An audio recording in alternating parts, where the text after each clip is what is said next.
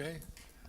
Good afternoon and welcome to the March meeting of the POA. My name is Bob Bernetti. I'm the president of the association for 2024, and I apologize for the short delay, but our morning session ran overtime, so we had to take a little extra time. I will confirm there is a quorum present. We have 6 board members present, and Mr. Grohlman is not available today. We have the minutes of the January 31st minutes, the revised minutes of the January 31st meeting. I'll accept the motion on those minutes, please. I move the minutes for the January 31st Board of Directors meeting be accepted as updated. Okay. Any second? Our motion by Mike Braddock, seconded by Marty Inkrot. Any discussion on the minutes? There being none, all in favor of approving the January 31st minutes, raise your hand. Approved 6-0. Then we have the minutes of the regular meeting on February the 21st. I will accept the motion on that also. I move to accept the minutes from the February 21st POA Board meeting. Okay, motion by Marty Inkrot, second by John Arguelles. Any discussion on those minutes? Hearing none. All in favor? Again, most of the minutes are approved 6-0.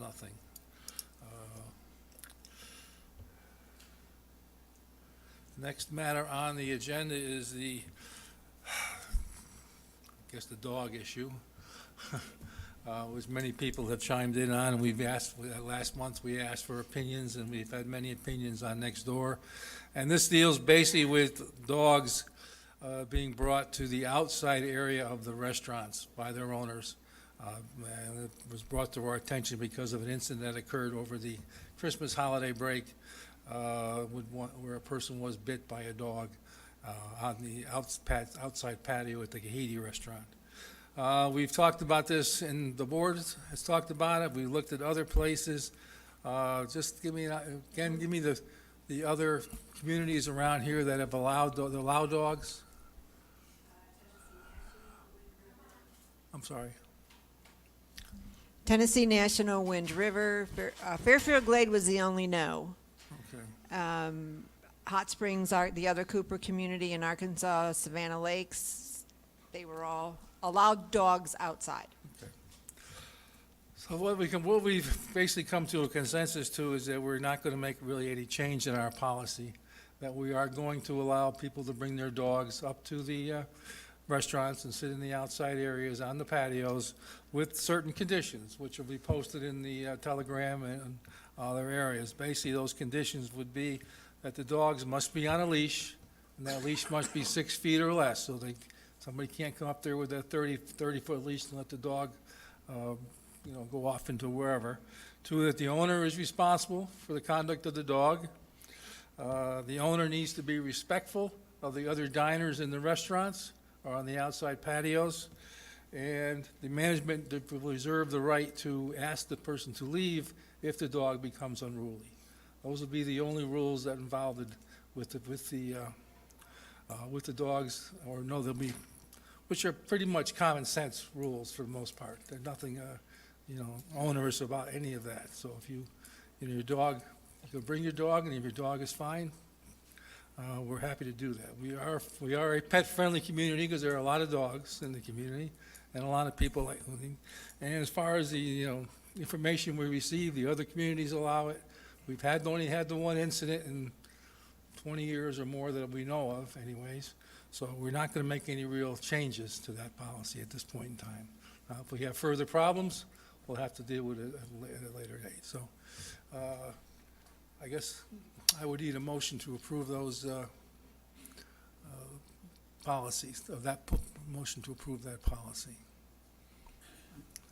I'm not sure we need a motion. You don't think we need a motion? We're not changing anything? All right, then, we will, this will be published in the Telegram on more than one occasion so that people are aware of what the rules are relative to dogs in the restaurant, outside restaurant, not inside. Dogs are not allowed inside, but they are outside, okay? I think, Bob, the only other thing I would add, if I may, is that there is going to be some direction given to the restaurant staff. They are not to be providing directly treats or water to any animals. They can provide it to the owner, and the owner can then provide it to the animal. Also, the staff may ask that the dog be shifted or moved while they are putting food on the table. So that direction and that communication will go to the restaurant staff. Okay, thank you. All right, One final thing, Bob, I would ask that everybody stand down on the help spot tickets. We got your feedback. all right. All right, on the, next we'll go then to the CEO report. Chet? Good afternoon. I have a couple things to talk about. I'll talk trash first. Here's where we are. I had asked, I think it was in a town hall, that people give me feedback about what they would prefer or not prefer, and I know Beth got a group, I got a group. And basically what it comes down to is most of you prefer, well, split, really, I guess if I were to be direct. The numbers came back split. Half of you want to have a choice, and half of you want us to bill everybody and have a cheaper rate. And right now, we have not really found anything that is conducive to the latter. And so we're negotiating with Republic to see what they can do. And before anybody goes, oh my God, I realize they are struggling. I had a meeting with Republic this last week, and I had a very direct conversation. In fact, I think I probably surprised them because my opening question was, do you really want our business? Because they're struggling. Most of you who have seen their service, I can speak for myself because I live here. I haven't had any problems. They pick up my trash. And the days that they don't pick up my trash, they're there the next day to pick it up. Or if there's a holiday or something like that, they pick it up. But there have been other areas, to be fair, that have gone for sometimes a week with no trash pickup or longer. And they're struggling with their equipment and all this stuff. And I finally said, look, you're the second largest trash service company in the United States. Give me some good answers here. Why? Why are we struggling so much? And so they have been communicating with us. I've given them 30 days to think about it. What are you going to do for us? How are you going to keep this business? Because right now, you're losing people because they're tired of the service. Now, to be fair, there's a group of you who've never used the trash service since you've been here in almost 20 years. I can't answer why that is, but there are that group. And so I don't want to play in that pool. Homeowners should be comfortable with how they're dealing with things. However, I also know that Republic, for those of us who have not had any issues, serves the purpose and takes our trash out. The other thing that most people don't realize that Republic offers, because we each have to contract with them individually, they will come. If you're, as an example, one of my neighbors had a hip surgery, and they called them, and they made sure that their garage door was open. They came, they took the trash out of the garage, emptied it, put it back in the garage for them. Guy got off the truck and did that. And they advertised that they will be happy to do that under those conditions. And so those of you who are maybe become disabled or you're like, my example, had surgery and weren't able to at the time, they are happy to accommodate that. So at this point, we're coming down, as I had told you earlier, end of April is the end of our contract, our current contract, and so we're kind of giving them that heads up, hey, tell me what you guys really want to do, because we have to make a decision. I will say that I really, one more time, really don't want to get into the business of billing you for trash. I would prefer to have it taken care of and be able to get you a fair and equitable price And for those of you who don't want to have your trash picked up, you don't have to. Those of you who do, like myself, you get trash picked up. And I consider it a happy medium if we possibly can do that. As So, for the, go Chet, ahead. before you move on, Uh-huh. I think that we also need to make the comment that per our declarations or wherever it is. Oh, yeah, I know where you're going. Why don't you? I just- will. Per our declarations, we are only supposed to have one provider for picking up trash. And regrettably, I realize that there are people with pickup trucks going around and picking up trash. My personal favorite was Dumpster Diva. Clever name, I'll give them that. But at the end of the day, our documents do not allow for that. If we find them doing that, we will have to ask them to cease and desist. So if you use that kind of service, you may wish to rethink it. And there's a reason for that. We can't have multiple trucks running through the community picking up trash. The original thought behind that rule, when they put it in the declaration, was to keep multiple garbage truck services, more or less big trucks going through the community and picking up different people's. And I can tell you from experience, that is horrible on a community. It destroys their roads. It's just a mess. And you've got trash cans out all the time, everywhere. And so it doesn't work, and that's the other reason why I want to keep it as simple as we possibly can and to limit that kind of problem. We are working with them, and I will tell you, possibly by the next town hall, when we've resolved that contract and how we've resolved it. The next thing we want to talk about is the Tanasi restoration, where this is going to be kind of a team effort here. Is Marty and Beth are going to go through. Marty was part of the committee on the team restoration, or the Tanasi restoration team. And we want to go through and show you what we are referring to, we being the committee, as our final version, our final draft, our final design, for lack of a better term, and some of the costs associated with that.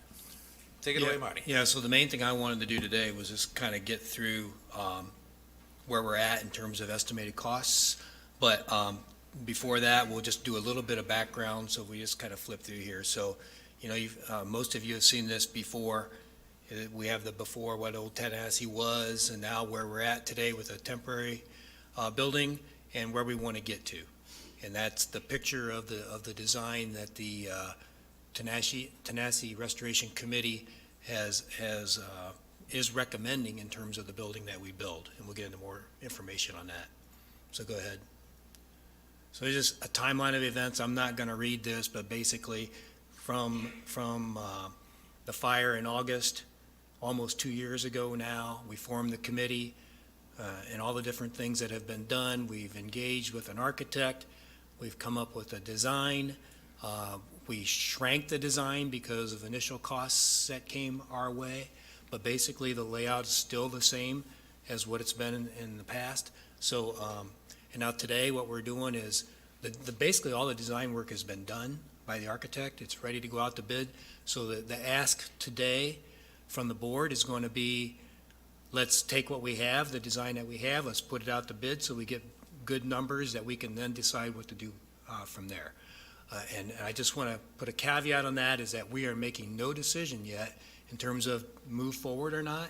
It's just that let's get bids, and Chet will have another town hall, so everybody is very clear in terms of what we're trying to do here, what the layout is, what the site plan is, and we'll be involved too, because I've been involved since the start of this on this committee. So communicate as well as we can to everybody, so everybody knows what we're up to and what the progress or how this whole thing will proceed. So with that, let's keep moving on. So what's the objectives? Again, Beth has been saying this in other meetings, and so has Chet, in terms of what are we looking for in a new facility. Larger accommodations is the bottom line. So with that, and increased parking. So we've been talking about that. You know, those of you that recall, the big decision in terms of very initially was, do we need to move the 9th green? And we have made that decision. We don't need to. We can get enough parking places without doing it. So we're beyond that. So now it's just a matter of deciding on the final structure and getting the site ready for, to accommodate it. So this is really hard to see, and Beth will have a link. How will people be able to pull this up, Beth? Just so they can see it better. Yeah, it'll be linked in the presentation as well as in the Telegram and on the homepage of the website. So you can see in the top left, you can see where the building is situated, and then everything to the right for the parking lot and everything, that's where the current practice greens are today. So again, this has all been shown before, but this is just to kind of reiterate where we're at. And this is the layout of the building. So it looks like, go back, it looks like two buildings, and it is. The one on the left is the restaurant bar, the one on the right is golf, and then that's all under covered roof. So we've got lots of outdoor seating, both in terms of like a fireplace, patio area on the right, and other covered seating around the exterior. And the other thing to point out there is, and I'll get to it on the spreadsheet that I'm going to show a little bit, is that that's all covered seating. We also have the ability to grow seating in uncovered areas. So the deck goes beyond what the roof does. So if we decide in the future that we need to have more seating, we've got that capability. So again, this is not real easy to see, but just kind of gives you the front elevation from the design drawings. And that's the exterior elevation. Again, now you can see the windows and things. Again, just real quick, I'm not going to spend any time on these, but you can pull them up and view them on your own. So here's the slide that I really want to go through. And what I tried to do here was, the committee, is put together, okay, if we just put Tanasi back the way it was, what would it cost us? And I wanted to get some real numbers behind this. Again, see, these are estimates, but they're going to be ballpark. So the first column is if we just put Tanasi back the way it was. We got a bid from RTC, or an estimate from RTC, that we used in our insurance company reimbursement recovery, and that number was 4.2 million. So you can see on the structure cost one, 4.165, roughly 4.2. Then on the third column is what the committee is recommending. So that's the building that I just showed you prior. In the middle, what we're trying to show is if all we did was take the concept of the old Tanasi, so basically 2 levels, you have just basically the dining on top, and then underneath it is cart storage and golf. Just to say, okay, would we really be saving much money if we went to a concept like that versus what the committee's recommending? So you can see the bottom line numbers then. We're looking at, roughly just under 8 million to put Tanasi back the way it was.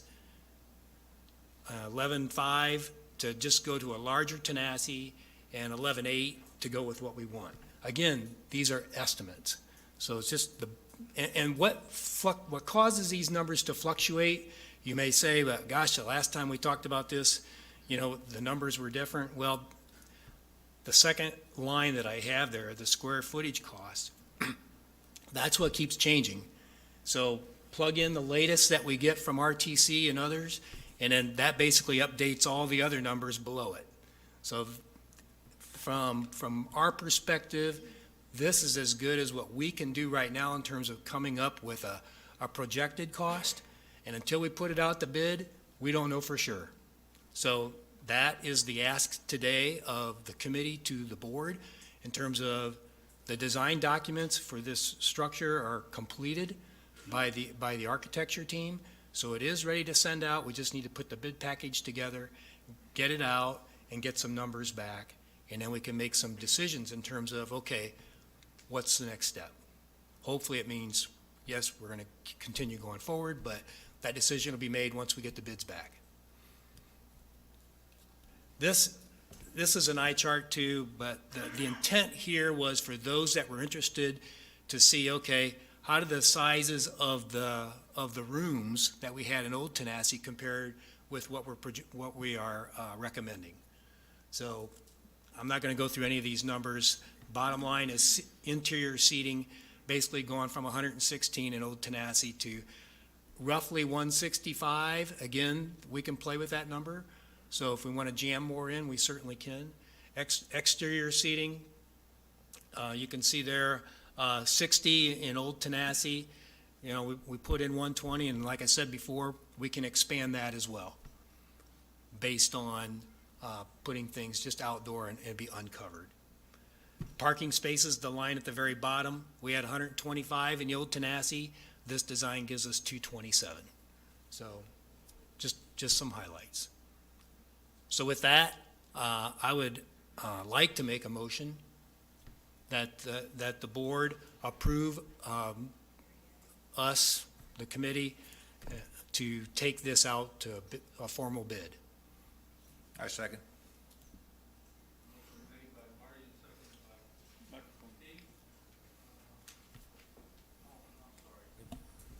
Motion, there's a motion on the floor to to approve the design concept only at this point in time, and then take the design out to bid. Motion was made by Marty Inkbrot, seconded by Steve Schneider. Is there any discussion from the board?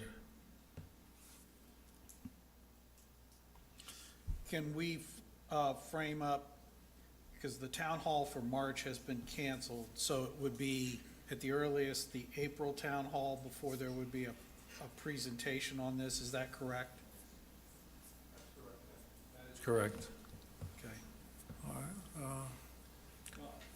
I guess if we go back to that page on cost, just wanted to clarify one comment that Marty made.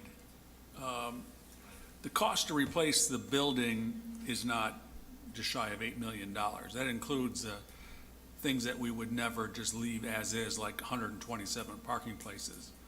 So it really, the cost to replace the building is 4.8. Because there's been a lot of chatter on Nextdoor about, you know, why isn't our replacement cost coverage covering the cost to replace it? Well, it's covering the cost for the structure itself, but not for site work to add 100 parking places and to, you know, redo the putting green and things like that. So I just wanted to make sure everybody's on the same page with that.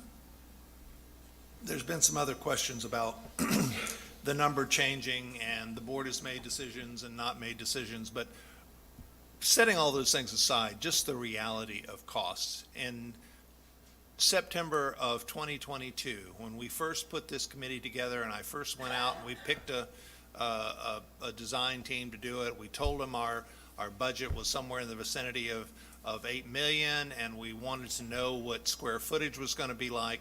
And at that point, TRC, again, the company that gave us our bids for our insurance, I know, I keep saying TRC. My God, I'm retarded. Anyway, RTC came back with $278 per square foot. In March of 2023, when we got our revised version, after we got rid of the discussion of moving 9 and all those other things, our revised version was then at 312. Then the next one we got was in June of 2023, and that was at right around $400 a square foot. And as of this last week, you can now see what the square footage costs are, $450 per square foot. So if you're wondering why there's such a dramatic change, that's the answer. And the reality that we are all chased with, and the board is faced with and struggles with, is the longer we put off what we're doing, or the longer it takes us to make a decision to do it, the higher that number is going to get. And if we decide, for a myriad of reasons, to not put Tanasi back in a timely fashion, meaning 3 years from now, we may price ourselves out of the ability to even put it back at the rate these costs are going up. And these are costs that are outside of our choices. We actually reduced the building from the last time you saw it by over $1 million. and 28% to be specific on terms of actual square footage and things that go into it.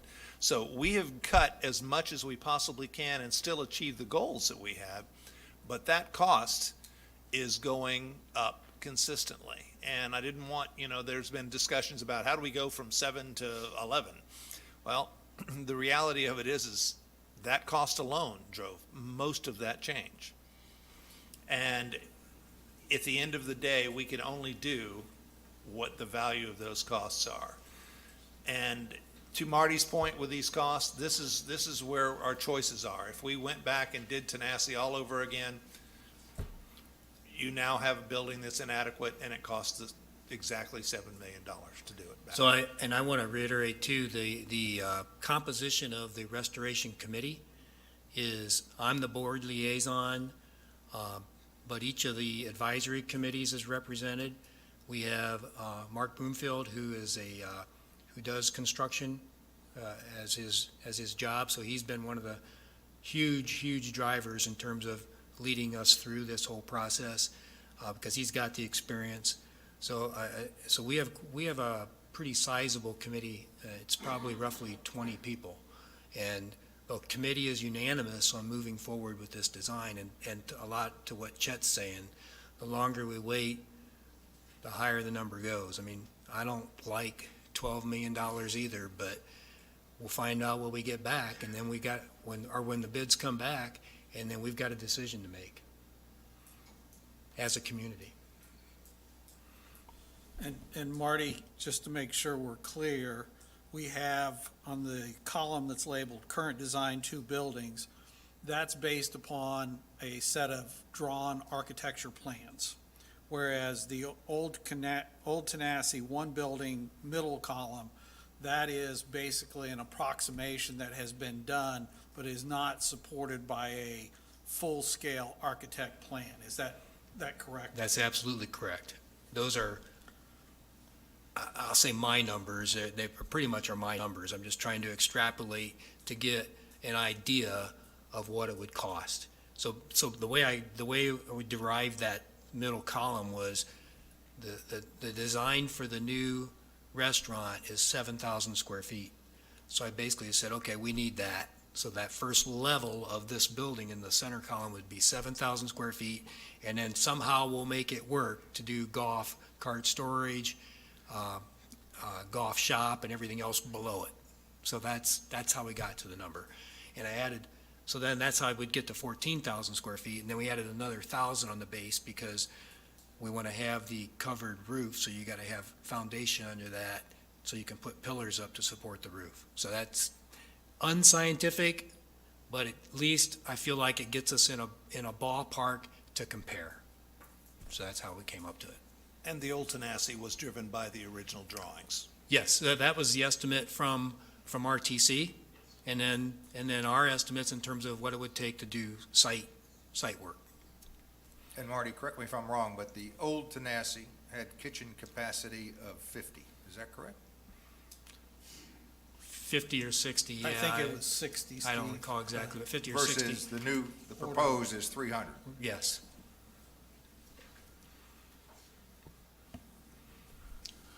Okay, thank you all. Again, I'll ask for any comments from the audience, but remember that, one, this is just to approve the design. We have not approved anything else.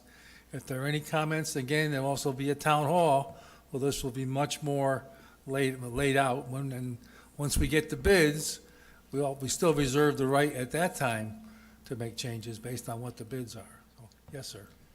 Are we commenting on just Tanasi, or can we talk about the trash that was talked about before that? I guess you could talk about both. I just want to talk about the trash real quick. My name's Larry, been here for a couple of years. I used to use Republic, stopped using it because they were so bad as far as picking it up. They'd miss for a week, come, and then they'd miss for a week again, or they'd leave it for 3 days and then come back. So I stopped using it. I'm adamantly opposed to being forced to use the service, but I do have questions if that does happen. The first one is, what is the current cost that everybody's paying? And what would it be after we move to a thing where everybody has to use the service? Well, the current cost is $25, $75 a quarter, $25 a month. Okay, what is it gonna be roughly? If you- Well, the rough guess in our estimates we've gotten was 17. Okay, so savings of, what is that, $8 roughly for the people that are already using it, but a 100% increase for everybody that's not using it. So moving on to my next point, if this does go down that we have to use it, what about when we go on vacation? Let's say I'm out of town for 6 weeks. Can I put it in suspend mode? Can I answer your question in one sentence? We're Maybe. probably not going to go there because of all the things you're about to ask. You forgot the fact that, how about all the people who don't live here and have just a lot? How are they going to be paying I didn't forget about that. I Yeah, so didn't forget all about of that. those things we've come into, that's why in my earlier statement, I said I do not believe, based on all the information I have and the vote of the people, that I have any hope of selling you on, let's go to a company where everybody has to pay into it. I just don't think that's going to work at this point. And I've only found one company who'll even bid that. I heard everything you said earlier. I really Okay, did. I'm I just making sure wanted you to- understood. I'm agreeing with you so I far. fully understand. I just wanted to ask my questions so I could get an answer from the board as to what the situation might look like if we have to go down that road. That's all I'm up here asking for. Sure, gotcha. That's it.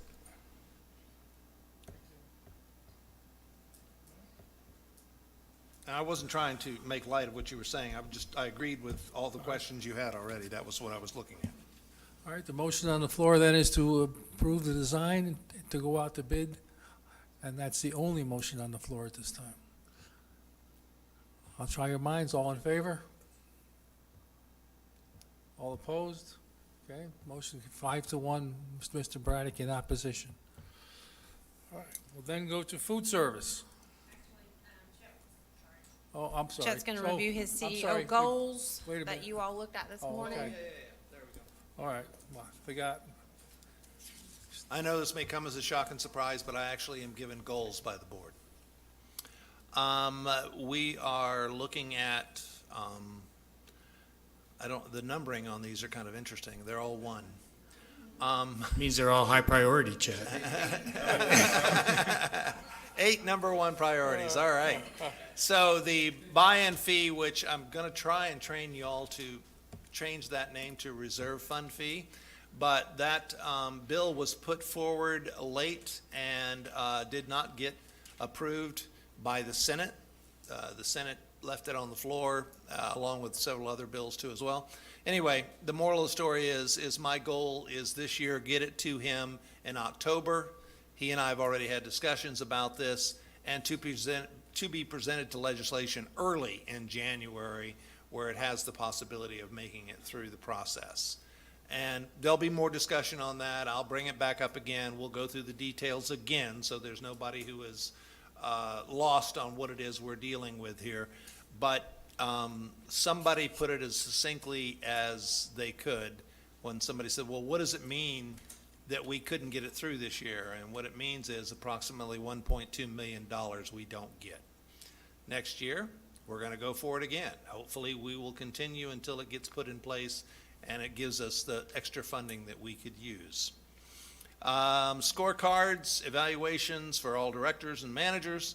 Basically, what that comes down to is to create and define a KPI, key performance indicators, and then assess performance against KPIs by January 31 of 2025.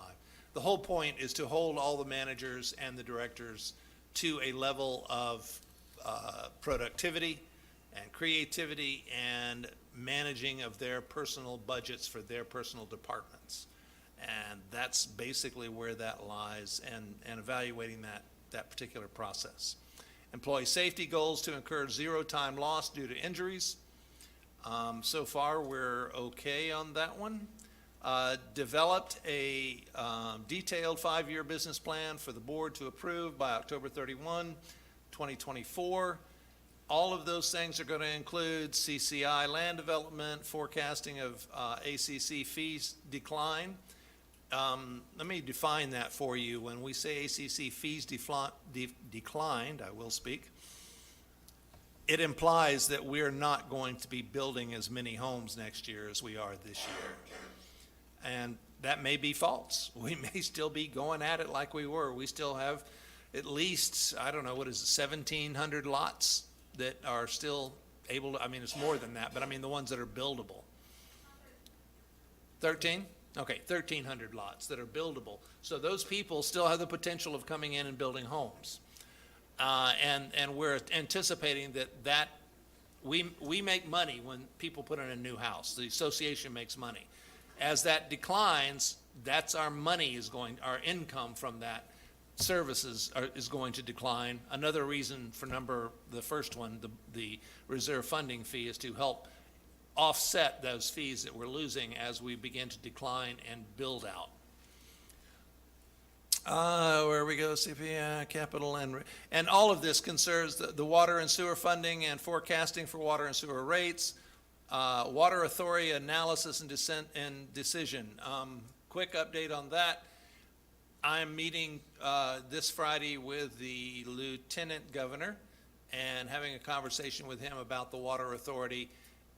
So far, my assumption is he's going to tell me no. But we'll have the conversation, we'll get into some details, and I'll report back to you what his final comments are on whether we can put in indeed a water authority here. And, I mean, there's a dozen other arguments about is it really worth the money and all that. I get all that. But if we can't do it, all of those questions go away immediately. So that's the goal there. Chet, for clarification purposes, the question you're asking is about setting a precedent in the state of Tennessee that a private entity would be getting a water authority district, whereas all the others are associated with municipalities. Just trying to clarify the point that it's actually more complicated than that. That law already exists. What makes it complicated is because we're asking them to do this as a private act, which has a whole different set of rules. And so I don't know if those rules are going to overset or not overset that particular law, because the law is in place already. Plus, in addition, even if McNally were to agree, it's the AG, this is a question to make sure I've got, the Attorney General, who still ultimately has final say? Absolutely correct, and that's what I'm asking him to do, is to say, and unless he knows for a fact already, he's had that conversation, is to go to the Attorney General and get a final reading. Okay, thank you. I don't want to waste our time, that's the point. And then capital and reserve funding spending, all of these things will be developed as part of our budget process, but this is something specific that the board is looking for me to have ready for them at that time, is the 5-year plan. Develop a viable plan to monetize the top 3 parcels. Again, we're back into CCI land. We need to get that land sold and to make as much money off of it as we possibly can. Food service, transition food service to TPOA management. I think we're already transitioned. The key word here is successfully. And I think that we're on the right track. We're moving that direction. And even though I have not been directly involved with that, and I know that they're going to have a presentation later on, I'm very pleased that we are taking on food service as something that the POA manages directly. And I think it is a decision that will ultimately be the best for the community. And when I say that, I don't mean just monetary. I mean your personal enjoyment. It's an amenity that we all want to have and enjoy having, and we can, in my mind, make it better by us managing it ourselves. Successful transaction. Revenue growth of at least 10% over 23 and extend the budget net profit.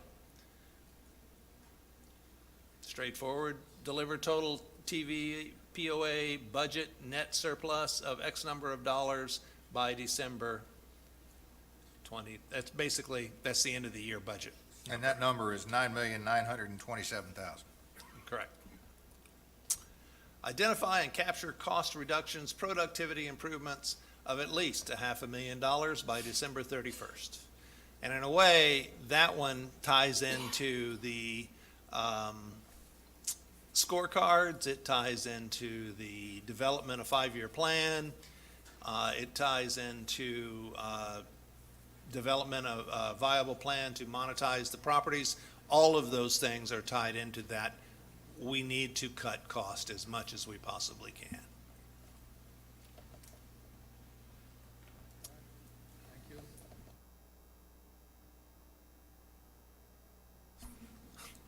if I could leave it at, Mr. Schneider, has a statement, I believe. This is in response to the property owner reaction to my February board meeting comments. I want to clarify again, my comments were not a personal attack on the property owner who presented information during the December board meeting, but simply a response to recorded comments to highlight key financial information that was missing in the December meeting. I understand some property owners didn't appreciate my comments, while many others thanked me and came up and personally thanked me for giving that information. I'll continue to provide full financial disclosure to all property owners when necessary in the future, when the time arises, and I'll try to be more clear that when I make these statements, I'm not attacking anybody, I'm just getting the information out there to the property owners. Okay, thank you. In that same vein, the POA has always encouraged and continues to encourage property owners to come forth and give their opinions, express their ideas, give us their thoughts on any of the items that we discussed, and we will continue to do that. However, we do reserve the right, if in fact false or inaccurate information is brought forward, we do have the right to put forth the accurate information so that people aren't misled by false or inaccurate information wherever it comes from. And that's all we're going to say on this subject. Thank you. I'd like to say one thing. It was personal when you put his name on there. It was personal in the way you voiced your opinions about it and the inflection in your voice at that time. Thank you for your feedback.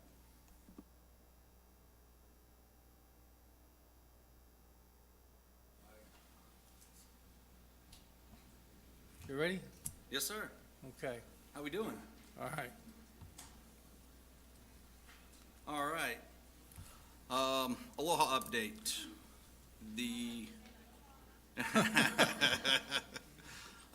They are still cleaning up the databases. They're doing Kahiti this week. We should have everything up and running for the loyalty program by the end of the month. Obviously, we're going to test it out internally with the committee before we roll it out to the public. So Skylar, can you just explain what Aloha is for those who are maybe not as familiar? That is our point of sale system. So for the restaurants. Happy hour, we'll make some adjustments to the times. Starting on April 1st, we'll do 3 to 5. Currently, we do 4 to 6, and that 6 o'clock time frame is bleeding into the dinner hours. So we're gonna adjust that to 3 to 5. Burger special is a hit at the Yacht Club. Wednesdays are booming now. If you haven't been here for a Wednesday for a burger special, you'll be on a wait if you don't make a reservation. But we are going to move that after Memorial Day to Saturday morning here at the Yacht Club, because Saturday mornings are our biggest opportunity to get guests in seats. So I want to push. Don't you mean Saturday afternoon? What did I say? Saturday morning? Oh, morning. Sorry. Saturday lunch. Yeah. There you go. We'll do a fried egg.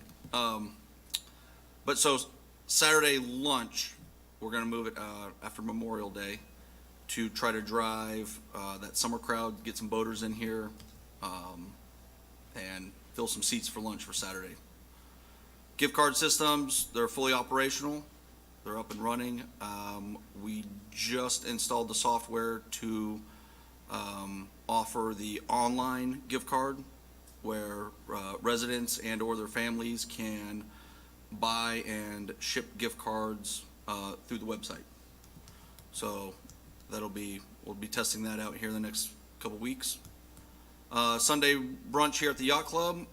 We have a menu created and we are currently proofing it and checking everything out. I need about one or two more servers to do it, but that will be coming online here in the next few weeks.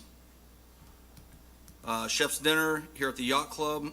Our sous chef Warren Rennick will be doing a chef's table out in the dining room, and he just created the menu for that, and we'll be pairing it with some wine. So that'll be coming down the pipeline here the next few weeks as well too.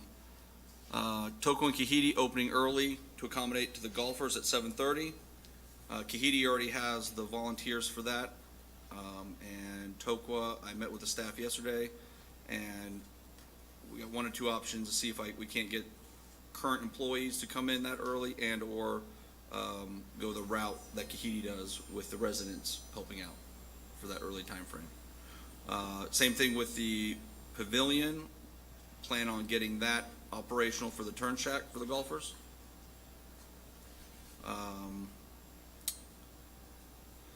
And the mailbox stuffers, we talked about this yesterday with the committee about distributing those with the Lions Club, about putting our monthly specials and upcoming events on a flyer and getting those in the mailbox, because there's still quite a few of the residents that don't know about the specials that we're doing. So, so we're looking at doing that. The staffing update, we are, I'm gonna give a big shout out to HR. They have helped out tremendously with getting interviews lined up, doing a lot of cold calls, and they've helped out tremendously. But update with that, we still need a few more staff over at the Kahidi pub, especially in the kitchen. And our turnover rate, it'll be on the next slide, is at a 24% compared to the state averages. I think it's in the 40s. So doing well with that. April 6th here at the Yacht Club, Elite Tunes. We have a band, Second Wind. They'll be playing on the dock outside, and it is sold out. We have 600 people coming here for that on Saturday, April 6th. So big shout out to Elite Tunes, the new committee. So yeah, here's the turnover rate for the restaurants.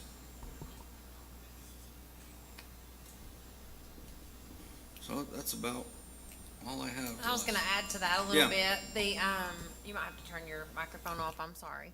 So the article was provided by the Human Resources Department. I put that on there. Russell's really been, working hard, as Skylar mentioned already.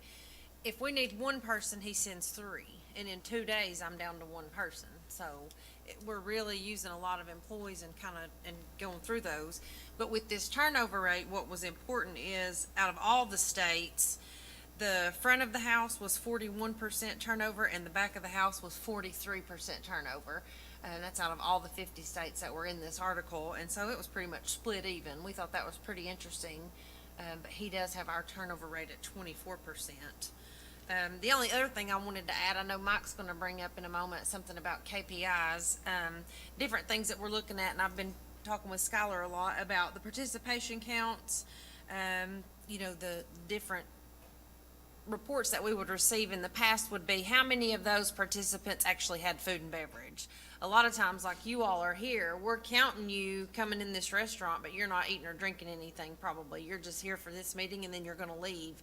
So there's a lot of things that take place here in the Yacht Club that we would consider an activity center piece, where the staff set up chairs, take down tables, they stay till 10:30, 11 o'clock at night. There's no food and beverage. They're just setting up for tomorrow's Corvette meeting. So we still have that staff, that we have to look at as well. And so as far as KPIs, we talked about our labor, our cost of labor. Another thing we're looking at, we mentioned already, is employee turnover. We want to talk about the average table occupancy. Another thing I mentioned with John, he and I are going to sit down and talk about KPIs, but one thing is guest per server per hour. Because if you look at that in a restaurant in Knoxville, they're turning tables right and left. If you look at that here at the Yacht Club, we're not turning tables. If you're here at 7, chances are you're still here at 9, and that waitress didn't turn that table at all. So we wanted to keep up with that. And then just on a final quick note, one thing that we're looking at when it came to turnover, why do employees leave their restaurant jobs? Some of the number one things that this article said, they're not making enough money. Well, we think we've got that covered. We know they are. Lack of recognition, that's something that Russell, again, we have a great program through the POA, so we want to make sure we communicate that to all the new restaurant staff to let them know how they can be involved in these recognitions and rewards program. promotions are uncommon. Well, I think here, there's plenty of opportunity for people to move up within the food service operation at Tellico Village. You might start as a server, but there's opportunities for management positions, there's opportunities for activities. We have weddings, we have banquets. We have more than just a restaurant that turns tables. We have something going on at every restaurant. Communication breakdown, well, I think that's something that has absolutely stepped up since the POA has taken it on. We communicate all the time. The committee meets every single Tuesday and has a workshop. We're in there with the employees a lot, doing training. We have private meetings with different members of the committee, and even John, our board liaison, has met with some of the management team privately just to help with looking at their food costs and things of that nature. They have no access to benefits is another reason why restaurant staff members leave. Well, we certainly have access to benefits here. That was a good reason for a lot of those folks to stay. So anyway, and, there's quite a few other things in this article that's pretty neat, and I can send you all out a link or have Beth put it on this slide so that you all can have it. It goes in to talk about the culture of your restaurant and that kind of thing, and the poor behaviors that we tolerate. So it is something that we're really trying to do a deep dive in. And I know, Mike, you were going to say something about KPIs as well. Yeah, I just think it would be helpful going forward in future months' reports if we can implement reporting some KPIs around capacity utilization. And I define that in a number of different ways by facility. We've got, and we've talked about this, is the pavilion at Tokwa, and we're just now getting to the point in time where we can begin to try to utilize that during this calendar year, because it's been tied up.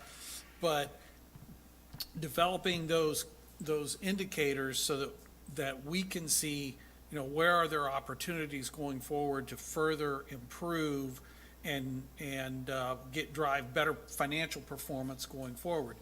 I keep in mind the restaurant food service business is a tough business, and it can go south on you very quickly.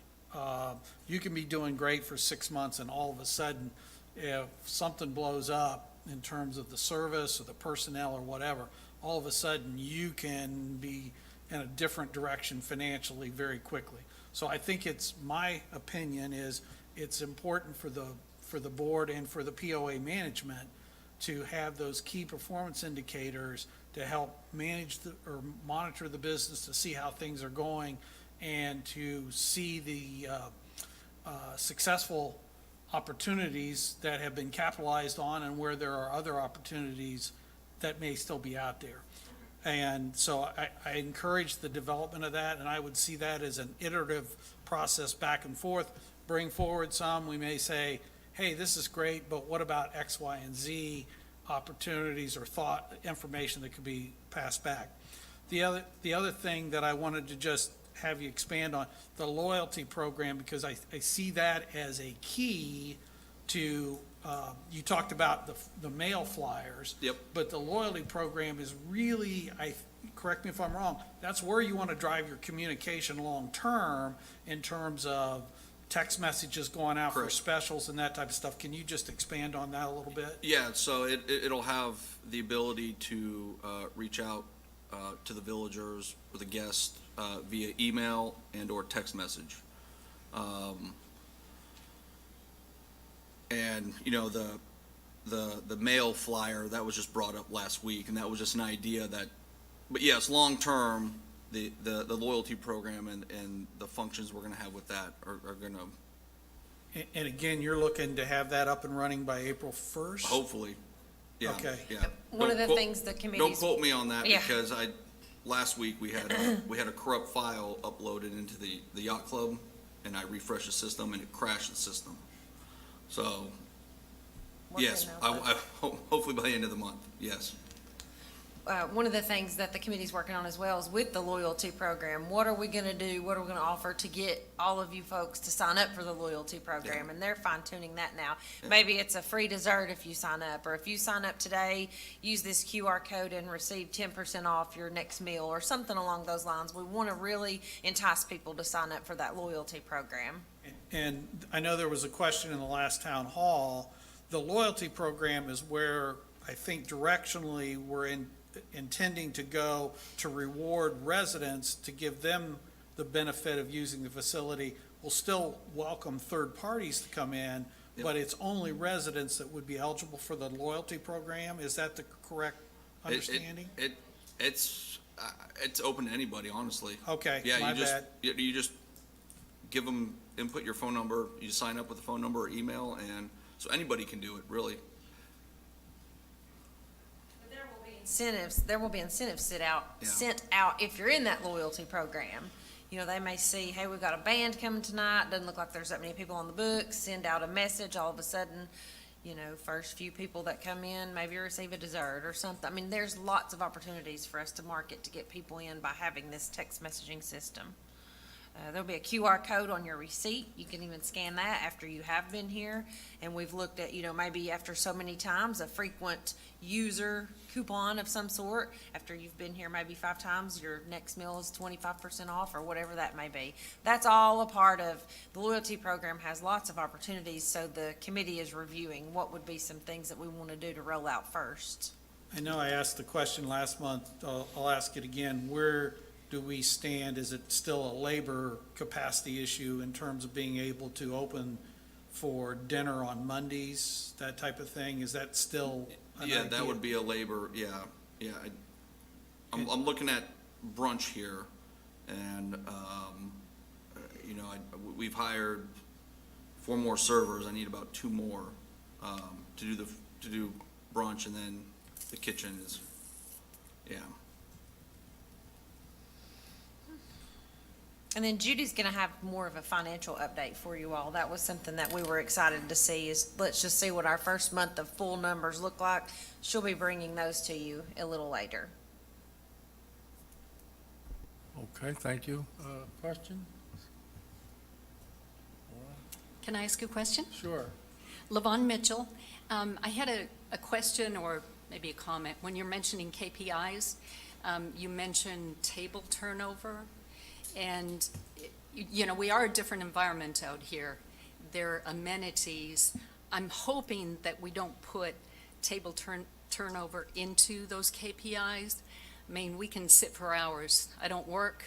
A lot of people are retired. They like spending the afternoon. So I would just hate to see the staff be judged, because they always make us feel very welcome, and they never make us feel like we need to leave. So just a comment. And I agree, and that's just a suggestion. We have, like I said, John and I said we would sit down, and he can think of off the top of his head about 20 different KPIs. And as Mike said, we may throw some out there, and that's just not for us, and that's probably one of those. I personally think it would be interesting just to see, because our people do treat it as an amenity, and they sit here. So how we could say, in comparison to a Knoxville resident, we are more of an amenity. We're not turning those tables. And just use that as a comparison, but there's gonna be lots of opportunity, I think, for us to grade ourselves. So thank you, Livon. Hi there, Mike Althar. Skylar, you mentioned Saturdays doing the burger specials, moving to that day. What are we doing to promote that outside of the community to get more people coming in to the yacht club? You know, Saturdays, summer boats, get them in to use more of the facility that way and get the message out. That, I asked that question to the committee this week, and we are all brainstorming on how to drive business, especially the boat business in between Mud Puppies and Lakeside. And we're going to reconvene next week and see what everybody has thought about on how to drive that summer business in here on Saturday mornings. Great, thanks. Yeah.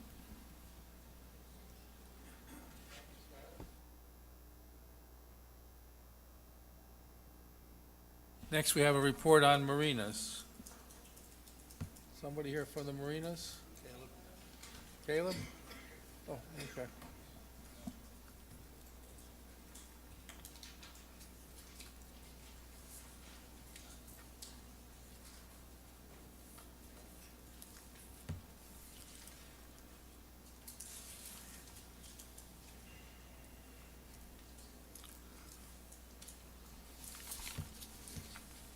Good afternoon. My name is Mark Decknatel. I'm the chair of the Marinas Advisory Committee, and I was asked by Caleb Morris to begin. I promise I won't make this into a reading exercise, but clearly we are still a little short on boat slips. The demand for personal watercraft slips is growing fast, and the wait list for kayak storage is through the roof with a 66% wait list ratio. To that effect, questions do remain about the future of the P1 parcel home of the Kahidi docks, access and parking, and future development or change of ownership are unknown factors that affect planning for both the MAC and Public Works.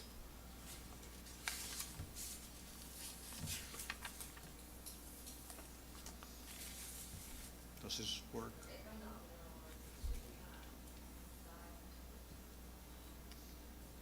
No, that works.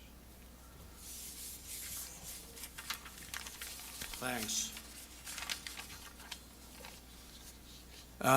In 2023, we were asked to suggest changes to the 2024 lease agreement. The pictures that you will see will help to illustrate the need for some of those changes. In this particular case, you can see how accidentally this boat broke free at the stern, and it happens sometimes. It's something that we want to avoid.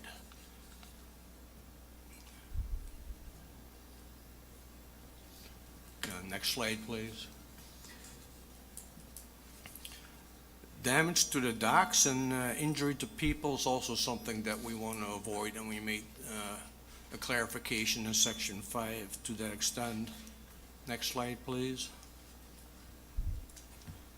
Validation decals are like license plate stickers, and it tells the observer that the registration is up to date. And next slide, thanks. Deterioration does sometimes get out of hand. Next slide, please.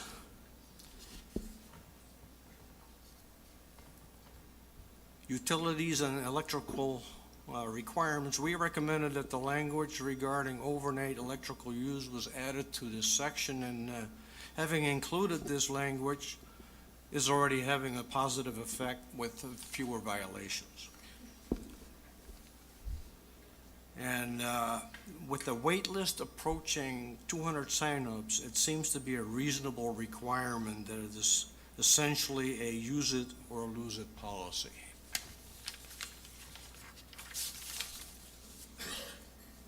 The POA adopted a fine schedule, and it helps Public Works in the management of the docks.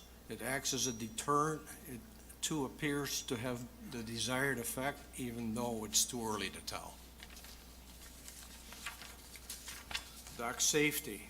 This is a little bit more complicated, so please bear with me. We're talking about safety ladders, life rings, fire extinguishers, and we're talking about guidelines and maximum distances. And we put that all together to create a consistent pattern of safety stations from one dock to the next. Now, if we could stay on that first slide, please. I'll let this sink in a little bit. It is a powerful statement by Robson Forensic, who we thank for allowing us to use their data. And it is the premise of our recommendation.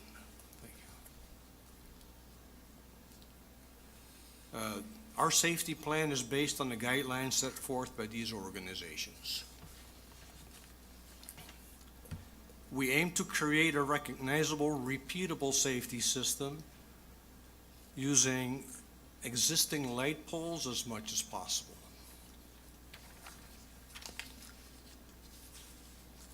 This is our collection of data. It shows our docks, general length and shape, the number of fire extinguishers that are already in place, and the number of light poles that we can use. It shows how many ladders and life rings and fire extinguishers would be needed to complete the safety plan. And it's a simplified schematic of safety center locations on the right side. This is an overhead depiction. Yellow squares represent ladders. In almost all cases, you will find them somewhere halfway down your dock. They are co-located with a life ring and fire extinguisher, which is represented by an orange square. And then depending on the length of the dock, more rings and fire extinguishers are added. Next slide, please. The shape and purpose of the dock is also given a special consideration. Ladders should not be more than 400 feet apart, which is not a player with our docks because our docks are normally not longer than 400 feet. And they should be no further than 200 feet from any point of the dock. And this is per guidelines. Life rings should not be more than 200 feet apart and no more than 100 feet from any point on the dock. And in most cases, we will not change the number of fire extinguishers that are already in place. Next slide, please.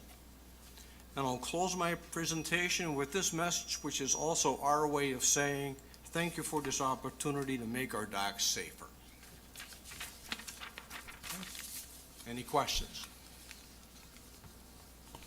Mark, can you expand just a little bit on, when you use the term rings, that's going to consist of a throwable flotation device plus a rope? It does. 100 feet of rope is what we found will work best. It's in a bag and it's attached to the ring and they're hung from a double hook at the same locations where you find a fire extinguisher.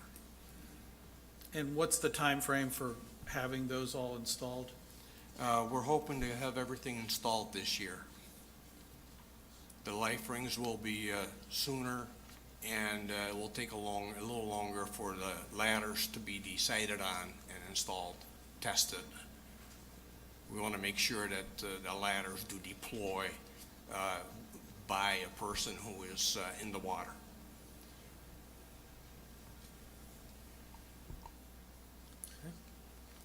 Any more questions? Any further questions? All right, I thank you. Thank you for your time. We will go on to Caleb.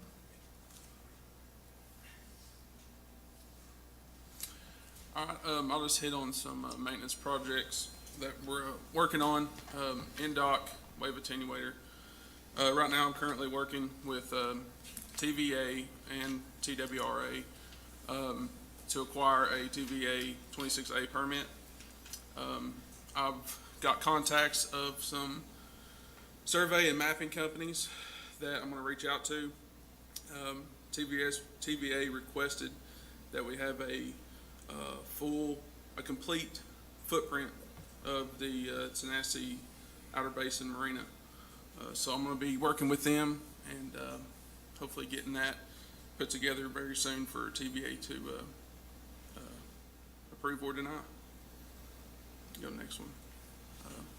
Next one. So Caleb, before you go off of that one. Okay. What's in place today in the Tanasi Basin? Right now, there is a fixed wave attenuator on in-dock. It's basically 2x8s wood attached to the side. There's kind of a wing wall as you go out on in-dock. It's attached to that and it goes about 4 feet into the water. That's what they're considering the wave attenuation on that dock. Kind of resembles the courtesy dock down here, except the courtesy dock is metal. Metal sheets going down into the water. So that's not doing the job, so therefore we need this. That's Yes. what you're saying? Yes. Yeah, okay, thanks. I feel like when they did this one out here, we put that wave attenuator out in front of this dock, the wave eater out in front of the courtesy dock, which is also a wave attenuator. And it's helped lighten the blow onto that dock. So we're hoping that adding the wave eater in front of in-dock will also help in-dock as well. But just for clarification, we have to get, the POA has to get TVA's approval to be able to deploy that wave attenuator. Correct. And that's been a hangup. Yes, correct. Okay, so kayak shed storage. I think we've all come to agreements on parcel 25 or P1 would be the location for the Kahiti kayak shed storage. We looked at other locations, I think the P4, which is, I think right past 16 and 17 at Kahiti. There's a chunk back there, but we would have to cut in a road, we'd have to do parking, we'd have to do electrical, lights, things like that, just to even get back there. And the water level in the wintertime is very, very low. I haven't measured it, but it's a good ways out there. It's further than 60 feet. It's a very shallow cove. We want this to be able to be used for kayakers year round, I think is a good decision. So we're going to be further investigating putting it at the parcel 25 for P1. Middle cleats, this is a project that we've started. We've completed A dock, B dock, and we're currently working on C dock. This is going to allow boaters to do a spring line and tie their boat up properly to help protect the docks and the boats. So we're just going to continue to add middle cleats to all the fingers out here. If it already has a middle cleat, we obviously don't add one. But yeah, so I think that's it. Any questions? Any questions for Caleb? Okay, all right, thank you.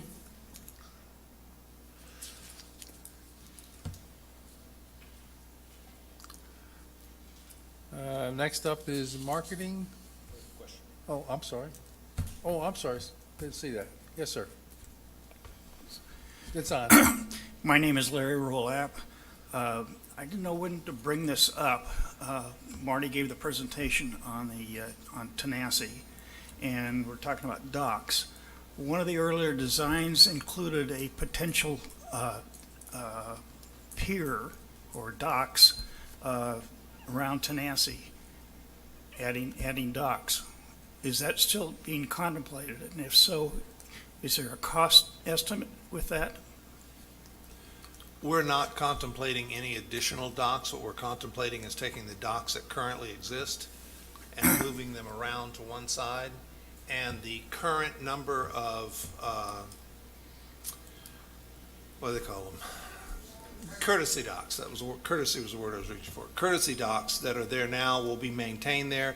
We may actually have to buy one section of dock to allow for those courtesy docks to still function the same. But there's not an intent of actually increasing space, for lack of a better word. And we still have to have TVA's permission to move that dock. And what would the cost be associated with that? I don't know, I've forgotten what it was. It was somewhere around 80,000 or less. But that's no longer part of the Tanasi program, that's something separate? Well, it's separate. It's something separate right now because TVA is silent on it. So until they speak up, yeah, it's something separate completely. Thank you. All right, Beth, All right. got 15 minutes. I can do it. Challenge accepted.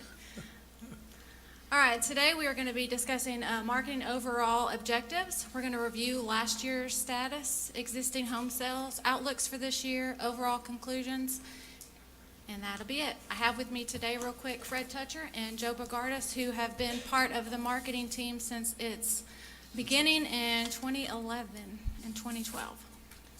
All right, so Tellico Village's overall objective has always been to build awareness of the Tellico Village brand, its unique appeals and benefits among national, regional, in-state, and local target audiences in order to influence the sale of Tellico Village homes, lots, and strengthen property values. That is still the same today.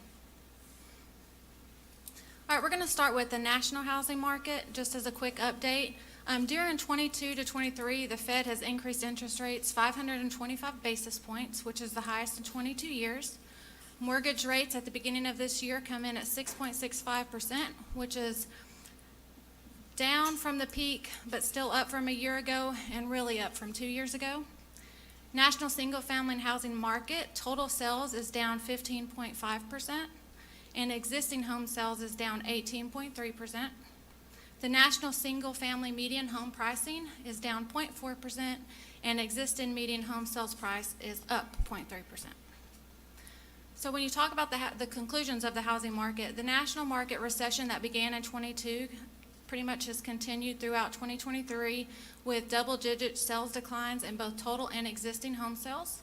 Median pricing flattened following 2 years of double-digit increases due to weak demand for housing and low housing inventories. And in this context, Tellico Village has performed extremely well in the real estate.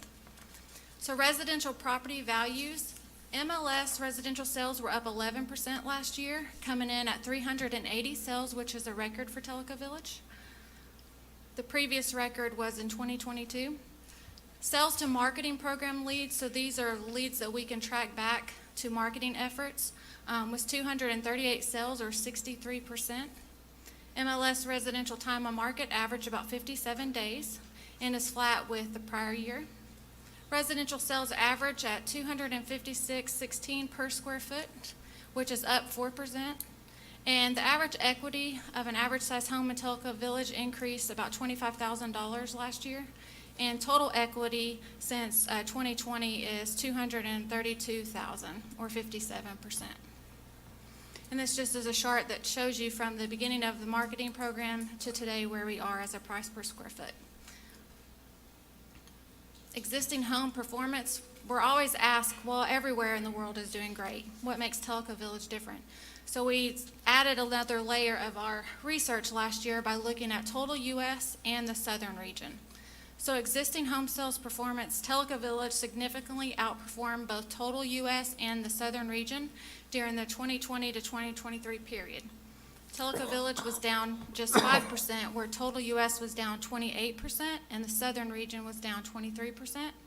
Existing home median sales price, Tellico Village was up 51% versus U.S. at 31% and the southern region at 37%. And we don't have data from the Tennessee Housing Development Agency yet, but when we have looked at local area, Tellico Village also outperforms Knox County and Blount County. Karen, you are doing a great job over there. Now let's move on to lot sales. MLS lot sales were flat versus last year, come in at 162 versus 161, so pretty much the same. Sales for marketing program leads equaled 48% of MLS lots sold. This represents a continuation of the 2022 lot performance that we saw a sharp decline of about 47%. Lot sales performance signals that once homes are currently under construction are completed, that Tellico Village will return to a more normal growth, which spiked during the pandemic. Now let's look at POA lot sales. Last year we come in at 62 sales, which was down from prior year. Most of that was due to low inventory. The POA lot program has proven to be successful by modernizing historical unsellable interior lots and partnering with builders to get houses on those, which leverage the increase in demand for new homes. The financial return of the POA has been and will continue to be extraordinary. The sales and assessment revenue from the 917 POA lots sold since the program began in 2015 totals over $7.1 million. And the lots represent ongoing POA assessment revenue of about $1.6 million plus a year. This is just a chart to show you from the start to where we are today on POA lot sales. Beth, just a point of clarification. Yep. At this point in time, lot sales are based upon where the POA has unfortunately had to foreclose and bring lots back in. That's what we started last year. We're slowly getting a couple in from that. Most of our inventory that we have left were from the tax sales, which means that the titles are not cleaned up, so we have to go through a legal process to get those redeemable, where we can sell them to someone. But my point being is there's not extra lots beyond those type of activities. No. Thank Correct. you. Yes, correct. Now let's look at some key marketing performance indicators. During 2023, all key internal marketing programs performed well ahead of a year ago.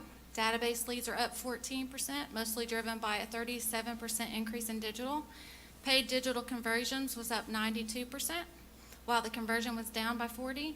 Discovery requests were up by 22%, and completed discovery visits were up by 10%. This strong performance is due largely to an active managed marketing initiative. We make changes. We look at this, Fred, on a daily basis. but I don't look at it that often. Luckily, I've got Fred. But we are able to see trends and make corrections immediately, which has really helped us as a department. Weak national housing trends notwithstanding, the marketing program results point to strong bottom line sales and property value performance that we should see continuing into at least the first quarter of 2024. So let's look at 2024 outlook. Currently, we are facing a very complex combination of factors that could impact real estate, and with the real estate market, that's kind of always the case. It ebbs and flows. The national housing market is currently caught in a spiral. The Fed interest rate hikes have caused historical increase in mortgage rates. High mortgage rates negatively impact both buyers and sellers. It creates a lack of inventory and demand, and lack of inventory keeps prices high. High housing prices make Fed less likely to drop interest rates. And then we have some global issues that always can impact a housing market, and possible involvements, getting involved in some of the turmoil that we're seeing in Iran, Gaza, China, and Russia. Always threats of terrorist attack with an increased migration from illegals, and the economic recession. High mortgage rates are currently driving market behavior for both the buyer and the seller. If mortgage rates stay high, demand and inventory will stay low in most areas. And if mortgage rates drops, pent-up demand means that we could see a lot more houses hit the market all at one time.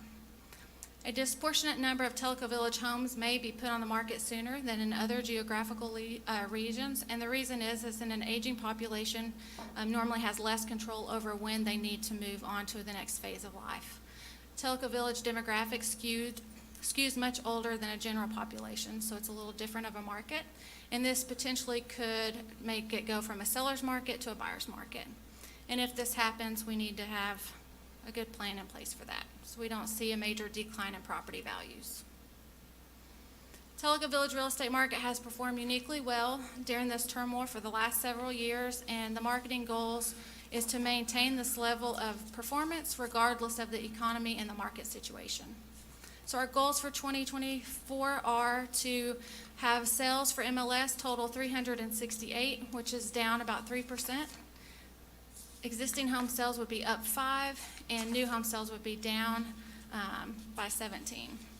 Program sales goal, total sales for marketing leads to be 243, which equals 66% of MLS. Property value goal is to maintain a minimum of 256 per square foot, which is flat versus last year. Total MLS goals would be 150 MLS lots, which is down 7%. Program lot sales would be 75, which is 50% of total MLS sales. And POA lot sales goal is a minimum of 40, which is down 35%. We have very low inventory and currently have none that we could actually sell today. We're in the process, as we discussed earlier, is getting a few cleaned up. Our overall strategies is to continue to use our current brand position that has maintained strong. We test this from time to time, and our 4 pillars are ideal location, outstanding amenities, exceptional lifestyle, and unsurpassed value. And that's really what drives all of our initiatives. To utilize digital program as its core support and maximize the program's efficiencies that we saw during 2023. To maximize PR to build awareness for Telco Village. We had a great PR program last year, and we want to continue that. To launch effective direct mail programs to make sure that we keep discovery requests and visits coming in, and to generate lot sales revenue for POA lots when we get the inventory back. To upgrade and freshen the website, billboards, magazines, and other materials. That needs to be done from time to time to stay relevant. To monitor program performance weekly and make adjustments as needed. To actively manage the program through mid-course corrections, as we've shown that we do all the time, and to prioritize hand-on management of the program. Marketing requested no budget increase for 2024. We've held it flat at $405,000 for the 9th straight year. We have seen a loss of spending due to inflation, which was 26% or about $100,000 since 2016. Every year, we have worked with the agency and our staff to really look at our program and make adjustments where we've been able to absorb that impact. And I think we've done a great job. One example from last year is we introduced Performance Max, which significantly refined our PPC targeting and messaging, which was successful in reducing paid digital costs and conversions by 40%. This is just a chart to give you an idea of where we were and where we are now as actually spending money for marketing efforts. In fact, the POA's annual financial investment is the 405, but you have to take off the direct revenue that we bring in from realtors, contractors, and advertising. That is anticipated to be $136,000 this year, which pretty much makes in net the POA's contribution about $268,000, which is in line with the past years. This represents an investment of about $40 a year per property, or $3.34 a month. And if you look at the property value increase, for $40, you got $25,000, if you look at it that way. We are proud to run a lean, mean marketing machine. We only have one full-time marketing employee, and that kind of consists of myself. I'm divided out amongst several different roles. We have one full-time coordinator that handles all the discovery requests and booking, and she helps do other marketing-related activities. And then the Welcome Center staff spend about 40% of their time helping on the marketing side. And then we have 2 unpaid volunteers. And although the Welcome Center essentially was started for a marketing program and initiatives, it has proven to be way more valuable to the entire community. Last year we saw 8,400 visitors. 38% of those were marketing related. The rest of them were property owners coming in. Over the last 2 years, we see on average between 8,000 and 9,000 people visiting. We have now 2 meeting rooms, and those are in regular use by property owners for a lot of different activities. The marketing program has set a high standard not only for performance but also efficiencies to combat the inflation. As I said, I have a very small, highly motivated team. During 2024, marketing will continue to contribute very positively to Tellico Village's real estate and property values. Overall conclusions. In 2012, the POA approved to invest in marketing to enable property owners to sell their property on a timely basis and at a fair price. We still plan to do that and continue that today. Since its launch, the marketing program has significantly contributed to Tellico Village residential sales and property values. And this is we're going to be comparing from the beginning to today. So we went from 154 MLS sales to 380. Price per square foot went from 121 to 256, which equates to about 336,000 average increase in property values for village homes. And it represents a total equity increase of about $1.75 billion. Along the way, the marketing program has sold about 900 POA lots that previously weren't making any money. Over the last 11 years, the program has proven the ability to perform effectively in a variety of economic and housing market situations. And going forward, we experience ever-changing and unpredictable economy. We will keep a close eye on that. With the village approaching build-out, which is estimated currently at about 6,850 homes, there is no way that 300 to 400 existing homes listed by residents will be sold on a timely basis and at a fair price without a strong marketing initiative and program. The economic recession will at some point put a strain on sales and property values, and marketing investment cannot be effectively paused, then reinstated based on need. Continuing and spending is dramatically more efficient than stopping and starting and stopping because you lose so much of the market. So the question we get asked a lot is, will Tellico Village always need to market? The short answer is yes. An adequately funded, well-executed marketing program helps Tellico Village control its own destiny in the face of outside uncontrollable forces like the economy. Current property owners' marketing investment is about $3.34 a month, less than half of the cost of a bucket of range balls. This is a win-win for Tellico Village property owners and the POA, as exhibited by the performance of the last 11 years of the marketing program. Ta-da! How'd I do, Bob? Pretty good. All right, great. Questions? Any board members have any questions for Beth? I have one question, or a comment. There's a recent court case coming out of Missouri that just recently got settled that could impact realtor fees going forward. Have you had any discussion with the local realtors as to what they anticipate that impact to be? I have read that. I just read it yesterday and what their proposed is in their settlement. I'm sure that we will be getting with all of the brokers of the different companies. We always get together when we have some major change like this. And it's going to be interesting. Some are predicting it can even hurt a buyer versus helping them. So I think it's going to be most definitely a change. Yeah, my point being, it very well may be, there's less to be shared going forward because the commissions that earned by the realtors will be less than what they were in the Right. past. And some realtors are saying they will leave the industry because of that. So, yeah. Thank you. You mentioned demographics. Do you have demographic information about Tellico Village, like the dispersion by age group or anything like that? Do we have that information? Yeah. You have to talk to the mic. Oh, this is awkward. There are two different things. The long-range planning has done a recent study that's very, very broad. That, I mean, it has an awful lot of people in Tellico Village that answered it, and they've got data. Their data is a little younger than what the census says. The census says that the median age in Tellico Village is 71, okay? So that's one of the things that we're trying to get together on. There's no good data. The best data would probably be, on the surface of it, the long-range planning stuff, except it might have been self-selective in some way. I don't know. But it's not consistent with the census data, which is 2001 census data.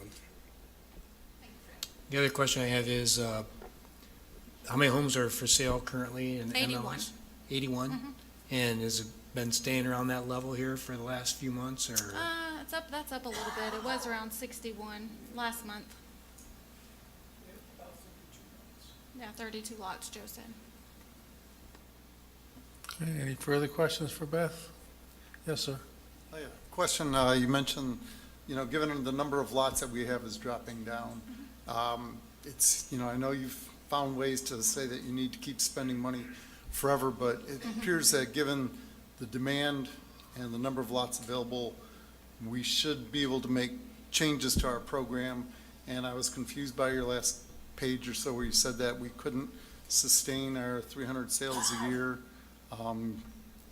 given the market demographics. What do you think's driving that? Right. So if you look at the fact that marketing contributed to 66% of MLS total sales last year, and you reduce or do away with marketing, then that's going to go away. People don't just normally magically find. I read one person said, well, all you need to do is keep the website out there. Well, people don't just find your website unless you're paying to show up in certain specific searches using certain specific keywords.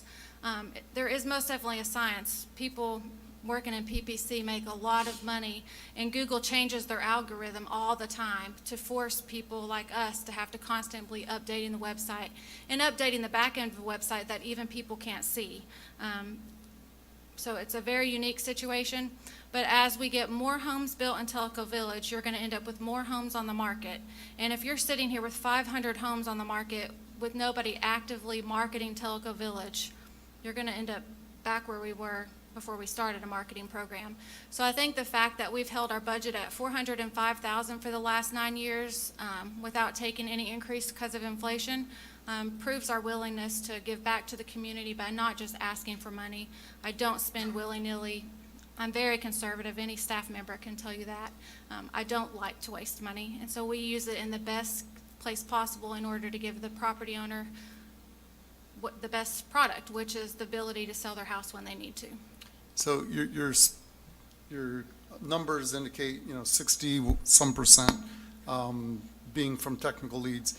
If you look at least word of mouth, it seems like a much larger percentage than 40% are from existing residents communicating and bringing friends or acquaintances. That isn't true. We keep up with every single person that comes in and where they came from, especially in the database. And we went through a whole process last year, year before, of looking up every sale and contacting where they came from and if it was a for sale by owner or not. And the report, yes, we do get referrals for sure, 100%. But it most definitely wasn't as much as digital leads or other marketing initiatives. Okay. Thank you. Anything else? I wanted to add that we went out to dinner last night and ended up sitting beside someone who had just moved into the area from the Northeast and said they had seen ads for Tellico Village in both New York and Pennsylvania recently. Awesome. Thank you. I did not pay her for that.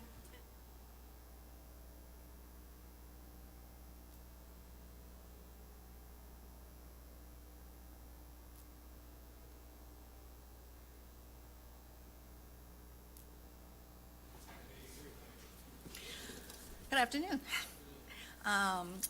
You, above is the New Villagers Board members by the name, my name is Debbie Halisack, and I'm the POA liaison. And we, I think we have a great group of people working together to bring a good program to new villagers. Next slide, whoever's got the clicker. Okay. These numbers, of course, are fluid, but currently we had 80 individual members, new ones, and our total individual membership is at 1258. Next, okay. The goals that we have set for this year's board is review the outdated information. We're working on links to organize to other organizations through the websites. So our website is outdated. The links that we have that are going to other areas and websites, their information's outdated, so we're trying to sort of work through that whole process. We're also working on improving and changing the new villagers orientation material for those, when we have those orientation meetings. We're looking at existing policies, trying to update them to bring them up to current practices of what we're doing. We've trying to increase the amount of events that we're offering at Kahiti to sort of bring them into feeling like they're part of the whole group since they're out there by themselves.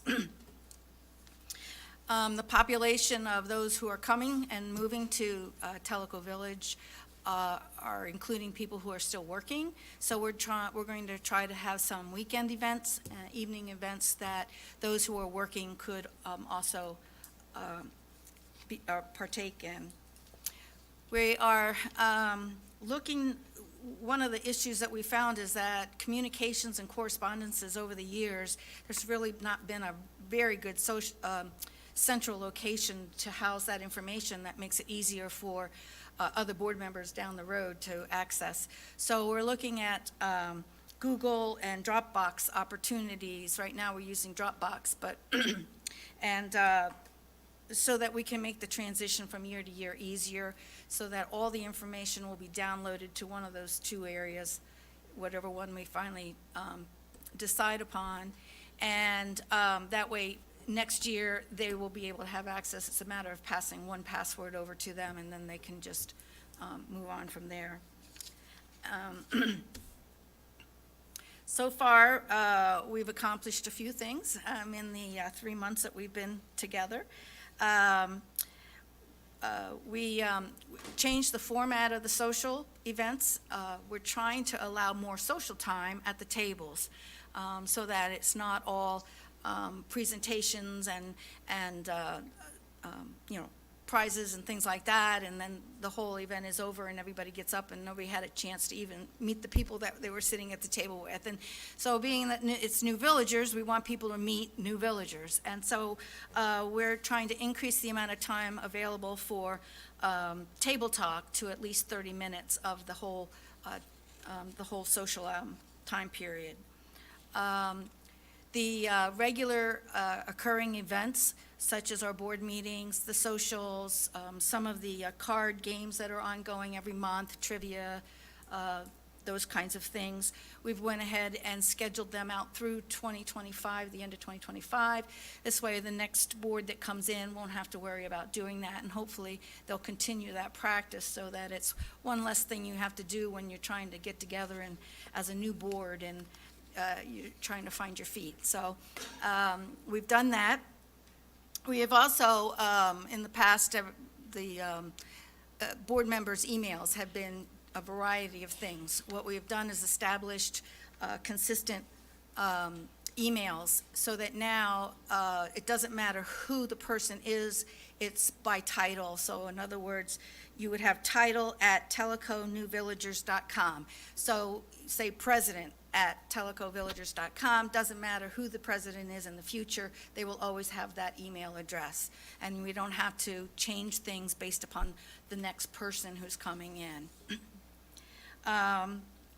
We've updated the card racks that are supplied at the Welcome Center, and also the new villager administrators, we're told, are now taking care of posting everything about golf as well on Tellico Life. And some of the events, we've had some, next slide, yeah. Some of the events that we've had this year, we've had some record-breaking events so far. We've had some tours, several theater and dining outings. We've had tours of the Star Academy, JTV, and educational programs such as learning how to make pierogies and cannolis.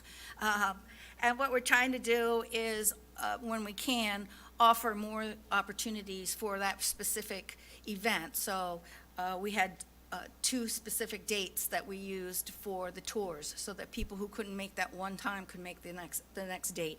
So we're trying to do that in all the events that we can. And we've already got events booked up through the end of July. Any questions? Are you still having 2 sessions every month? Yes, there's still 2 sessions every month. Thank you. I started that when I was New Villagers president, because we didn't have enough space. Yeah, no, we still, and it's good. And the added time, social time has been well received by the people who are attending. They enjoy the extra time to be able to just sit and talk with people. Thank you for your comments. Okay, thank you.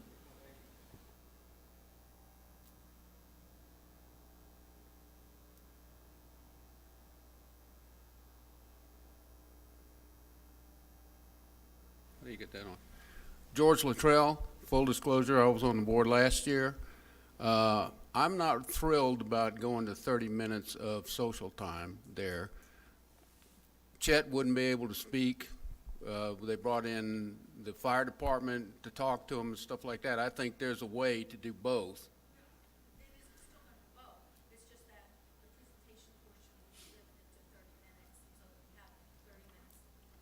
I just think that the 30 minutes, I'm still a new villager, and I still go to the socials.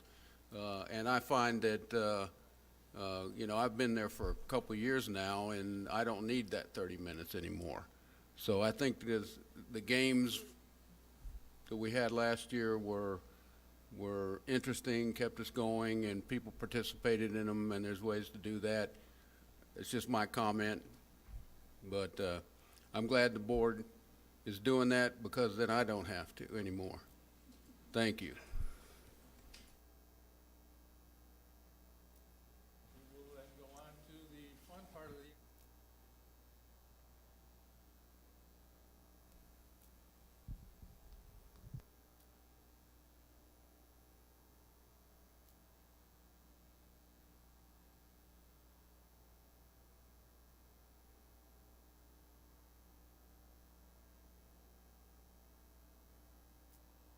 Microphone, please.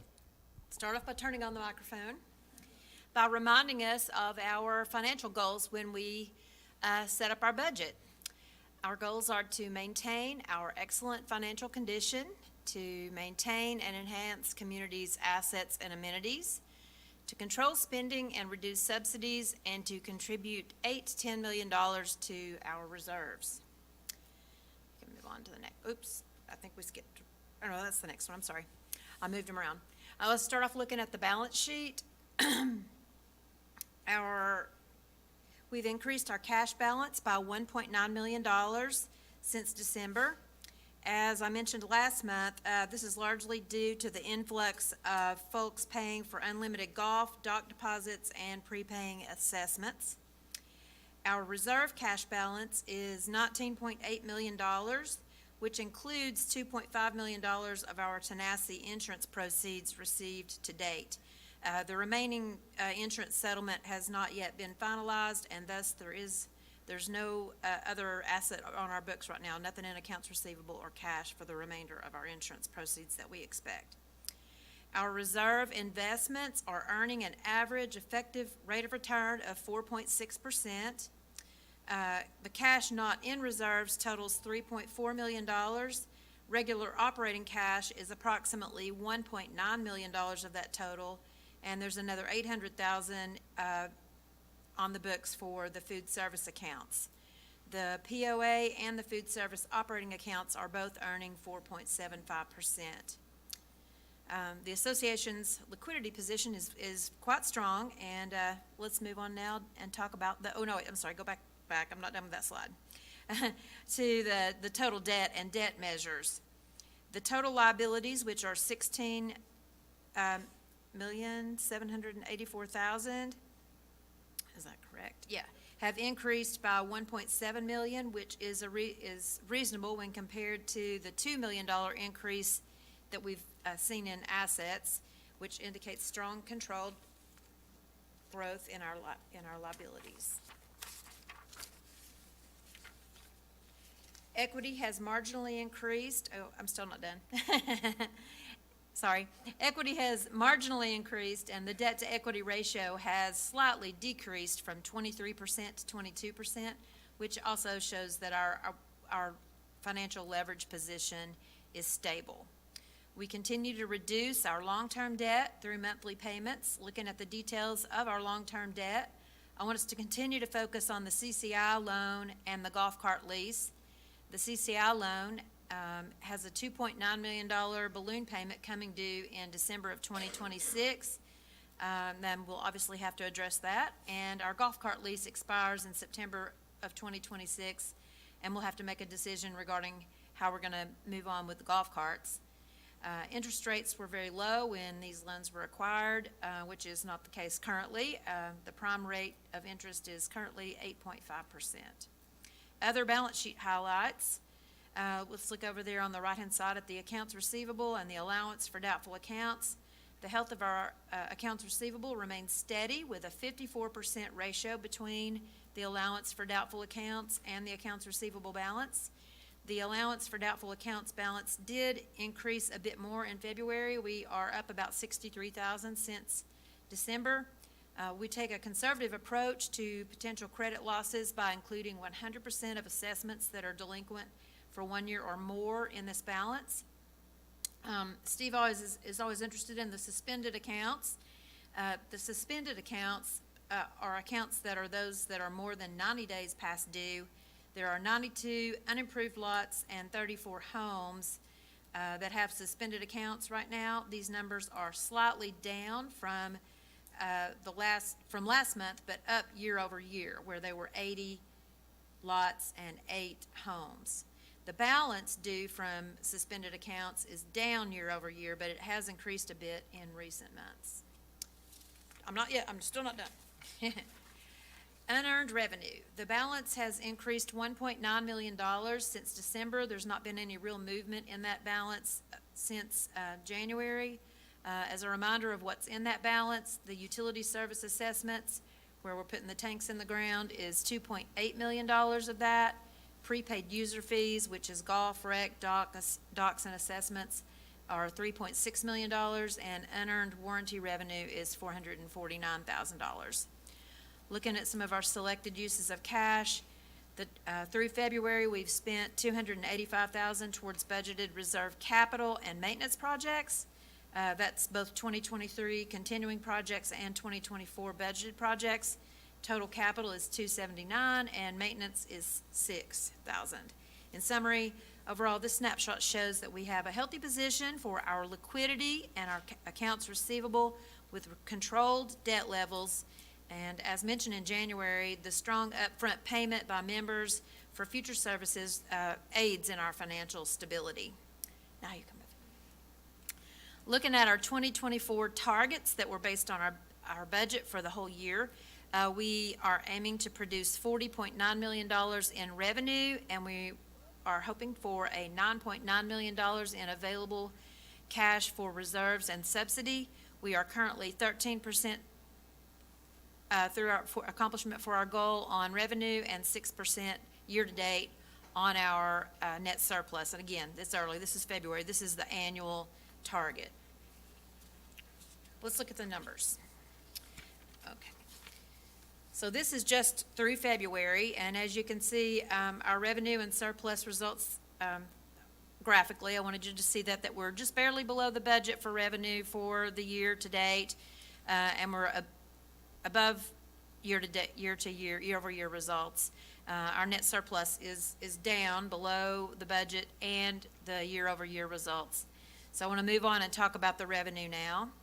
That's the same slide you just saw with regards to the revenue. Overall, there's a positive trend in revenue generation year-over-year, despite not meeting the budgeted expectations through February. Actual results are 8% below the budget, but 17% greater year-over-year. There are variances in golf, utility department revenue, and food services. We're going to talk about the utility department and the food in a minute. Golf revenue is below budget by 38%, but only 1% down year-over-year. The daily green fees are already ahead of the budget after the slow start due to the January weather. The shortfalls are occurring in the unlimited and annual twilight fee categories. That's all timing. Casey's very confident that we're going to bounce back when the true golf season starts and everybody starts rolling back onto the golf courses. Change it to the next one, please. Looking at the operating expenses, year-to-date, we have total expenses are over budget by barely 1%, and that word does not need to be improved. 32%, we're 32% over the year-over-year spending, but we met the budget. We were just within 1% of total spending on the budget. Notable year-over-year influences are our transition to managing food service operations in-house. So that's why those prior year numbers are so much lower than the current year budget and actual numbers. There are some timing differences at play within the personnel, marketing, materials, and operating supplies. Our insurance expense was $30,000 under the budget, and that's because the budget was prepared based on the 2023 actual numbers by month, and the early months did not include the cost savings that we obtained in August when many of the policies were renewed. So those early months are at the higher rates that we saw when the original policy was renewed. This may result in real savings at year-end, depending on the outcome of our policy renewals coming in April, which will include our marine policy. Unbudgeted bad debt expense has produced an unfavorable variance from the budget for general expenses, and again, that's delinquent assessments that are now more than 1 year old. We can go to the next one. Now we're going to look at our budget overall. We looked at the total revenue and the operating expenses. Let's look at this bigger picture. As mentioned, the revenue targets were not met currently through to date. We're $463,000 short, 8%. Our variable cost of sales were likewise under budget by 13%, but 47% greater than the prior year. Again, like revenue, this is influenced by bringing on the food services. Our variable costs were controlled as a percentage of revenue. The cost of sales as compared to revenue are 16% versus the budget of 17%. This is a slight improvement from the budget. We talked about total expenses, including the cost of sales. They are very close to budget, but significantly higher than the budget as a percentage of revenue. And that's mostly because these expenses are indirect and thus flow more from the budget plan rather than with the flow of revenue. Our net surplus to date is $594,000, which is $34,000 below the budget target of $898,000. Our net income and net surplus are both below budget due to our underperforming revenue year to date. Go on to the next slide. We're going to look at the utility department. That is the water, the sewer, and the utility tank installations. While actual revenue is below the budget, there is improvement in year-over-year results. Total revenue is 14% below the budget, but year-over-year has improved by 13%. The water budget is below budget by $20,000, up $41,000 year over year. And as we mentioned last month, January invoicing is for December consumption, so it's got prior year consumption and rates in it for December. Actual water consumption was also just slightly below the budget for the first 2 months of the year. The sewer budget is above the budget by $5,000 and $43,000 up year over year. Warranty revenue, which is equal to warranty expense, exceeded the budget and year over year results. This might suggest that we are experiencing a greater number of mechanical failures due to our aging infrastructure, and this is something that we need to keep a close watch on. We need to watch this trend and make sure we're not exceeding what we have, what we're saving up for that, what we're collecting from the customers. That's that 20% that goes on your bill each month. Tank installs are $193,000 below the budget. That's up $46,000 year over year. We've completed 31 tank installation jobs to date. We've got a total of 272 budgeted for the year, and 288 were completed last year. Weather and timing differences are at play for the tank installs. Looking at the expenses, excluding the cost of sales, the utility department expenses are 26% below the budget and in line with the prior year. The drivers to this variance include material and supplies expenses, which were $27,000 favorable to the budget. Budgeted software expenditures for meter reading were unspent to date. Operating expenses are $15,000 favorable to the budget. Supplies, gas, and diesel expenses were below the budget. Maintenance expenses are $52,000 favorable to the budget. Water and sewer contingency expenditures were not necessary. And likewise, sewer department services were $33,000 under budget due to contract labor not being expended for emergency repairs. The takeaway here is that there are still some timing differences at play. Permanent savings could result if we continue to not need contingency repair funds. Next slide. Looking at the overall, now that we've seen some of the details, we talked about the revenue and we talked about the expenses, excluding the cost of sales. Looking at our variable costs, they are in line with our reduced revenue at 16% below the budget. Cost of sales are 47% of revenue. This is a slight improvement over the expectation of 48%. Our net income and net surplus are both favorable to the budget expectations and year over year, despite lower than anticipated revenue. This is a result of contained cost of sales numbers and timing differences from other expenses. We can move on to the next. Now we're going to look at food services. So we're off to a pretty promising start despite the January training and bad weather. They were closed for 3 weeks of the year in January and basically only open it for 10 days. February revenue results are significantly better than January, as you can see. Total revenue through February, if you add the two blue numbers together, was $502,000. The food and beverage portion of that revenue was $489,000. Since this is for the food service combined POA and LLC numbers, that includes rent of $13,000, which is also included as an expense. Revenue is $59,000 below budget through the end of February. Got some statistics there for you. A la carte food sales were $328,000, or 67% of total revenue. A la carte wine sales are 11%. Beer sales were 10%. Banquet food and drink were 6%, and a la carte mixed drink sales were 5%. Looking at it by the different locations, the yacht club revenue was $219,000. That was 44% of the total food revenue. Tokwa was $192,000, which was 38%, and Kahiti Grill had $91,000, which was 18%. Let's go on to the next slide. Looking at the expenses, components of these are as a percentage of revenue. Cost of goods sold ended up being 40% of revenue. Salaries and benefits were 69% of revenue, and overhead and operating expenses were 39% of revenue. Cost of goods sold is $12,000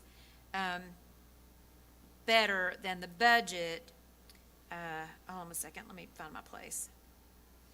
It's 6% below budget, but a higher percentage of total revenue than budgeted at 40% rather than at 34%. So with reduced total sales, we would have expected cost of sales to be lower as well. Wages were $63,000 over budget, and they're working on some best practices, as as Mitzi pointed out. They've had some training losses that are, driving up those costs, and also, they're trying to work it out between providing great service and having too many employees on staff. So they're working on best practices to get that number right. Total expenses are on budget from an absolute dollar point of view, but a greater percentage of revenue than projected. And if you look over there at some of the details, there's no marketing budget was expended to date. Materials and supplies were $9,000 over budget. That was software upgrades and supplies. Operating expenses were $21,000 over the budget. That was small tools, housekeeping supplies. The taxes were $18,000 under the budget. That should end up in savings at the end of the year, because that's liquor sales basically that were not being covered by AWE, but the board and the food service leadership decided to go ahead and increase the cost to cover those, and so there'll be a pass-through expense, as is the case for most restaurants. The POA personal expenses were also over budget by $4,700 for uniforms that had to be, some of them that had to be replaced and upgraded to a better quality. And they had to buy some new white coats for some of the chefs that didn't say AWE on them. So the takeaway down there is, while cost of goods sold and operating expenses hit the target in absolute dollars, they ran higher than expectation as a percentage of gross revenue for the time period. As mentioned, our revenue was below the budget, primarily due to January closures. Our cost of sales are favorable to the budget, but a little higher as a percentage of revenue. Total expenses, including salaries and supplies, were over budget, and our net income and net surplus both fell below the budget expectations. The takeaway is that the community is supporting the restaurants, and can be seen from the February revenue. The food service leadership is going to be looking for ways to better control costs of sales and employee wages. The FAC and the finance team intend to work with food service leadership to provide counsel and support and help them moving forward. And we look forward to seeing how things go as we head into the warmer months, and everyone is using the restaurants more. Let's go on to the next. This is the board spending report. Total reserve spending, including the carryovers from 2023, that's the $1.9 million and the $7.7 million added together. That's $9.6 million total budget. So far, authorized spending for these projects to date is $1,150,000. We've paid $295,000 on these projects in 23 and $256,000 towards them in 2024. I've provided details on the bottom part of the slide to break down the current year spending by project for better understanding. The biggest project spending to date is the trim mower for Kahiti, the sewer holding tank, and Chota sprinkler system, if you're interested in those. Moving on to the next slide. From previous slides, you should recall that our total operational surplus was $594,000, and less the $256,000 that we've spent to date on those projects in 2024 leaves us with a net surplus after capital spending of $338,000. The far right column is just to remind us of the amount that was authorized towards those projects. And if we move on to the last slide, next slide there, I guess. We had 3 requests this month. 2 of them are really just a courtesy notification to the board for some fans that are going to be purchased that were in the budget. They are $251 over the budgeted amount. And the capital project that's being presented for decision by Public Works is for PMM seal coating, And their request is for $338,000, and it's at $191 under budget. I will turn it over to Matt unless you guys have some questions.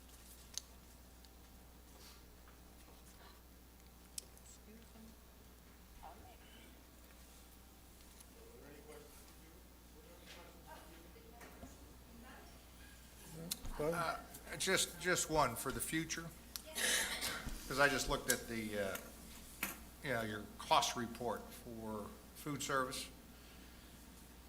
And when we take a look, you got startup expenses, you're just getting your feet on the ground. So I think the numbers are pretty awesome right now. I think so too. One thing that would be helpful for me, whether it's quarterly or semi-annually, is we got to realize that last year we had zero gross profit coming besides Kahiti.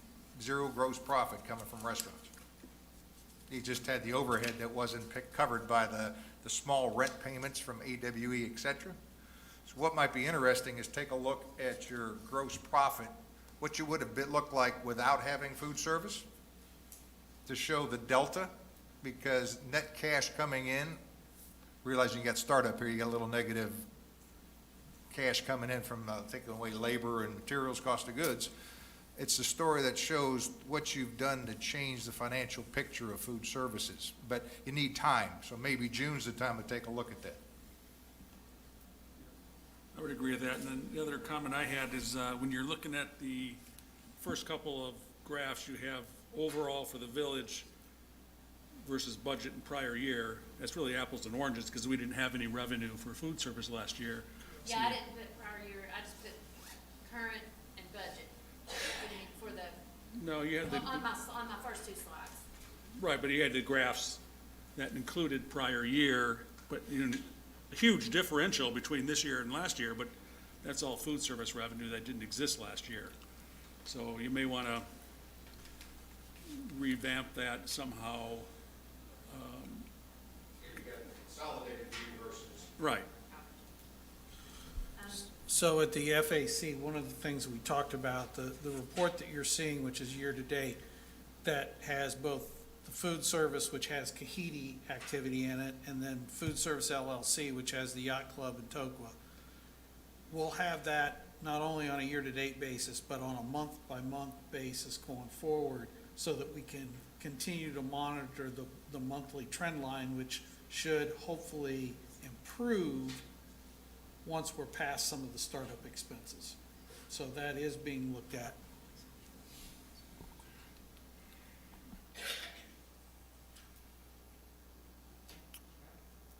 Good afternoon. So this funding request is for PMM. It's a acronym for Polymer Modified Master Seal. PMM is a category of street sealers. It's a maintenance application. Within this category of street sealers, there's chipped aggregates and sealers, and those are pretty uncommon. I don't know if you've ever lived in a community that did an application called chip seal. If I was to chip seal your roads, I would make your phones ring, and so you really don't hear much about that these days. If you moved on to the sealants that are not large aggregate, you can do pure oil that's just mixed the oil that you usually use to mix asphalt with, or a combination of some aggregate like limestone or sand and some water and asphaltic oil. That's really what we're talking about here. Because these are water-based asphaltic emulsions, these projects achieve a sealant, but they require some time to dry. So I'm understanding this is this will be year 3 of this application. And you need probably sun up to sundown, during which time both lanes of traffic are closed. We do the best we can to notify the residents in advance that, hey, we're going to be doing this. Rain and certain kinds of things can get the street moved down to the bottom of the list. We have to recommunicate and move on. But that is kind of the drawback when compared with an aggregate sealer, is that these products require more time to dry. I provided for you kind of a hypothetical illustration that demonstrates the intended financial benefit of sealants. Gave you a couple theoretical, a street X and a street Y. Street X is applied with PMM in the manufacturer recommended sort of windows. and it presumes a full mill and overlay like I recommended last month for Tokwa. And then I gave you Street Y, which is, does not use maintenance sealers, and you have to move up your application of full mill and overlay. And it generally results in a more expensive road when compared with using PMM. Go ahead. So from a financial standpoint, sealants are cost effective. They can keep your pacer rating, your evaluation of the road, sitting at a relatively high pace, high level. I think I explained to you last month that our pacer rating, you want to keep your streets from getting down into the 5, 6, 4 rating. That's when you start dealing with maintenance requirements that are in the $19 a yard, whereas pacer is in the neighborhood of $1.50 a yard. So you're just looking to seal your streets up and stave off the expensive repairs. Where this illustration can fall short, particularly as it relates to Tellico Village, not all streets are presumed constructed the same. They aren't in Tellico Village. And furthermore, we have different levels of traffic. While single-family home construction is high, we have heavy traffic on our streets. So it clouds the picture a bit. It's not as simple as the illustration I provided you. Tellico Village has cycled through a number of pavement sealants. There's a product called Reclamite that was used sporadically, and I mean very sporadically, between 2000 and 2011. Never quite certain that penetrated the asphalt surface. PDC is really cold tar. It was pure oil. Not ideal from an environmental standpoint. HA5 was used in 2018 and 2020, and it was found that that product did not adhere well to the asphalt in the shaded areas. So really, beyond Reclamite, there hasn't been a really consistent use of any product to really figure out, does this thing earn its stripes, and does it play out in the manner that I'm describing on the financial analysis. Both Lenore City and Farragut do not use them because they find that a mill and overlay is faster and easier to apply. You can maintain one lane of traffic, all true. Can be driven on immediately and carries the benefit of people feeling like they got a brand new street. I do live on a residential street in Lenore City, and it is absolutely indicative of no sealant. There are transducinal cracks. There is some shoving up at the gutter line. There are clear signs of asphalt patching that's pulling away, and it probably will be left to deteriorate for, I bet, the next 5 to 7, perhaps 10 years. And so that's why you use a street sealant. These street sealants are on the Tennessee Department of Transportation's kind of approved list that they use and apply. They're certainly used in the Nashville area. The PSAC committee back in 2017, 2018 did some road trips to some places and some communities in the Nashville area to review applications of these products and prepared a report. But I'm going to tell you, empirical evidence is sometimes just difficult to come by. So I'm ready for our next slide. We've been using PMM for 3 years, so if you approve this will be the 4th year. It's really in years 4 and 5 that street sealants earn their stripes in terms of staving off the more expensive maintenance applications. Even if PMM doesn't work, that doesn't necessarily mean PMM is ineffective. We still deal with the fact that we have truck volume and those kinds of things. But the general feeling on behalf of PSAC is we really do need to stick with it, continue the application, continue to evaluate. Again, if we're talking at $1.50 a square yard, I'm not suggesting this isn't a lot of money that I'm proposing to you, but it's a lot more effective than what I believe Lenore City and Farragut are doing. We received 2 bids. One is from the low bid, is from Performance Striping Group in Athens. They have performed the PMM application for the last 3 years. Their bid actually came in about in the neighborhood of 20 cents a square yard lower. They procured some new equipment, and we're hopeful that the ability to apply faster will result in a quicker ability to get back on the roads at conclusion.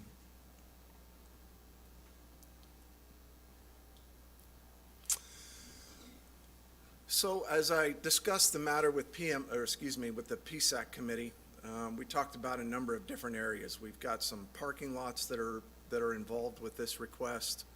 We've got neighborhood streets that are involved with this request, and we've also got some what we refer to as collector roads. Chota is an example for which we received bids.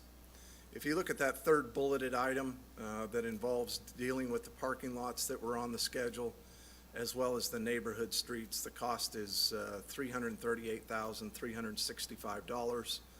We have verified with the apparent low bid that he will hold his price even though he's got less unit. He'll hold his unit cost even though he's got a smaller scope as a result of this recommendation.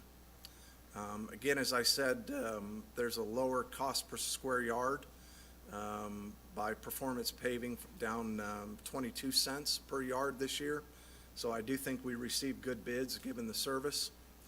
The adopted budget includes just shy of $530,000 for PMM. This funding request carries with it the recommendation unanimous from both PSAC and the FAC to stick with the parking lots and the neighborhood streets. One thought was, particularly with our collector roads, we're all sort of holding our breath given the cold weather and the temperatures that we encountered this year. Part of the reason they were a little bit reluctant on the collector streets is we probably need to step up our crack sealing game and our patching. That period of weather was hard on our streets. And so I do want to say, although this request is for a preliminary savings in the neighborhood of, I think, $170,000, we are procuring additional crack sealing and patching that we would like to consider your ask for your consideration as we complete that procurement process, and might make some recommendations related to that for the available funds. But we don't have that in yet, and we'll talk to you about it when we do. That's it for that. Any questions? Okay. Tellico Village Property Owners Association contracts for right-of-way, I'm sorry. Should we go ahead? Yeah, let's do that one separate, the first one separate. So I will make a motion that we approve the funding request for $338,365 for PMM as bid by the Performance Striping Group. Second. Seconded by John Arguelles. Any comments from the board? Okay. All right. All in favor? Passes 6-0. Okay, thank you. Okay, sorry to keep motoring on there. The second request today is not a capital item. It is budgeted within our operational budget for right-of-way mowing. POA contracts for right-of-way mowing during an 8-month period. That's April through November, October, something like that. All these, excuse me, let me back up just a minute. Right-of-way just generally is referred to as any vacant lot that is yet undeveloped, and then any parcel that is not owned immediately adjacent to road right-of-way. So I shouldn't say not owned, it's probably our common property. So we solicited bids for this, and it was the responsibility of the vendor to drive the streets, identify the properties that would require mowing, and make sure that their bid reflected that. In addition to that, we have 3 easements that receive periodic mowing throughout the course of the mowing period, as well as the wellness center fields, and 1 concluding boom mowing that's generally done in November for those areas that are on an incline.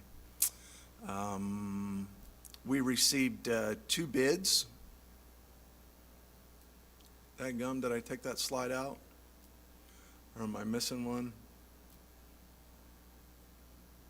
All right.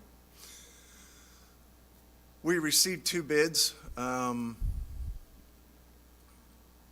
One was in the neighborhood of, I think, $350,000 from Mills Lawn Services, just alone for the right-of-way mowing. The low bid was submitted by Thomas Contracting in Sweetwater for $188,000. I just want to make clear, we got bids for the right-of-way mowing on the out years. These are all our prerogative one-year renewals if we choose to exercise them. We had a long time, I think 6-year vendor who did not even increase his prices during the period of 6 years. That contract concluded, we rebid it, and that bidder chose not to bid. So we're dealing with something that is less reflective of mom and pop sort of mowing operation. Okay, I'm sorry. Thank you. And so I have estimated for you the frequency of the mowing on the easements, as well as the wellness center, and the estimated time related to boom mowing. The adopted budget for 2024 includes $147,100 for this service. Total estimated cost based on the low bid is $218,690. The issue of whether it would be appropriate to consider something other than once a month for the right-of-way mowing was discussed both at the PSAC and, if I'm recalling correctly, at the FAC level as well. My comment simply is Tellico villagers just simply, they notice. And it's been my recommendation that you continue with a once-a-month rotation. I did the math real quick. If you spread it out to a 5 or 6 week rotation, we can hit the budget. But both PSAC and the FAC are recommending that we accept the bid for once a month on the right of way, which would bust the budget to the tune of about $71,500. Well, and there's no guarantee that if you change that spec. No, that's that true. the vendor won't come back and say, I ain't That's right. going any lower. That's right. And so I have not investigated that because I have not run into anything in the two advisory boards suggesting go a different path, Matt, but certainly that's the board's prerogative. now, question here, in the past, this will be an actual contract. Yes. That will be entered into. Yes. In the past, does the board always see that final draft version of the contract before we actually say yes or no? The only reason this is being brought is because of how over the budget it is, and that's why we're bringing it to you. And if the budget is anything, if the contract turns out to be anything different than that, we would have to return to the board. But at this point, that is the bid, that's what the contract will say. Okay, because I'm thinking back to Tellico Dirt Works. That contract was actually circulated amongst the board members before it was officially signed off. Yeah, and the reason for that was all the controversy around it in the Okay. first place. That was the whole goal. And the same thing with this, the only reason this is here is because it is controversial, it's way over what we budgeted. And it's a one-year contract. Board gets involved when it's a multi-year contract. Have you given any thought of what would the cost be if we did it ourselves? Astronomical? I did some napkin math, and I would just tell you, I can't do a whole lot better than that. Okay. It might be razor, it might be close, but I have not done an in-depth analysis, and the thing that concerns me, granted, it's different commodities, but if we run into what the golf course is running into in getting a mower delivered, I'm not gonna get anywhere.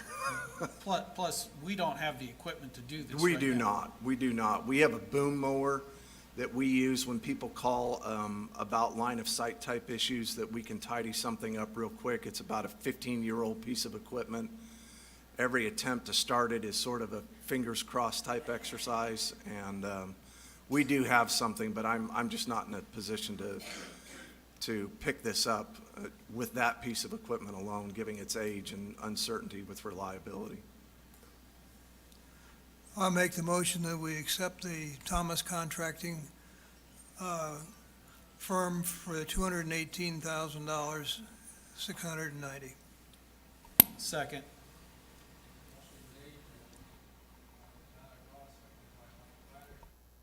Microphone, Bob. Any other board discussion on the motion? All right, any other questions? All right, all in favor? Passes 6-0.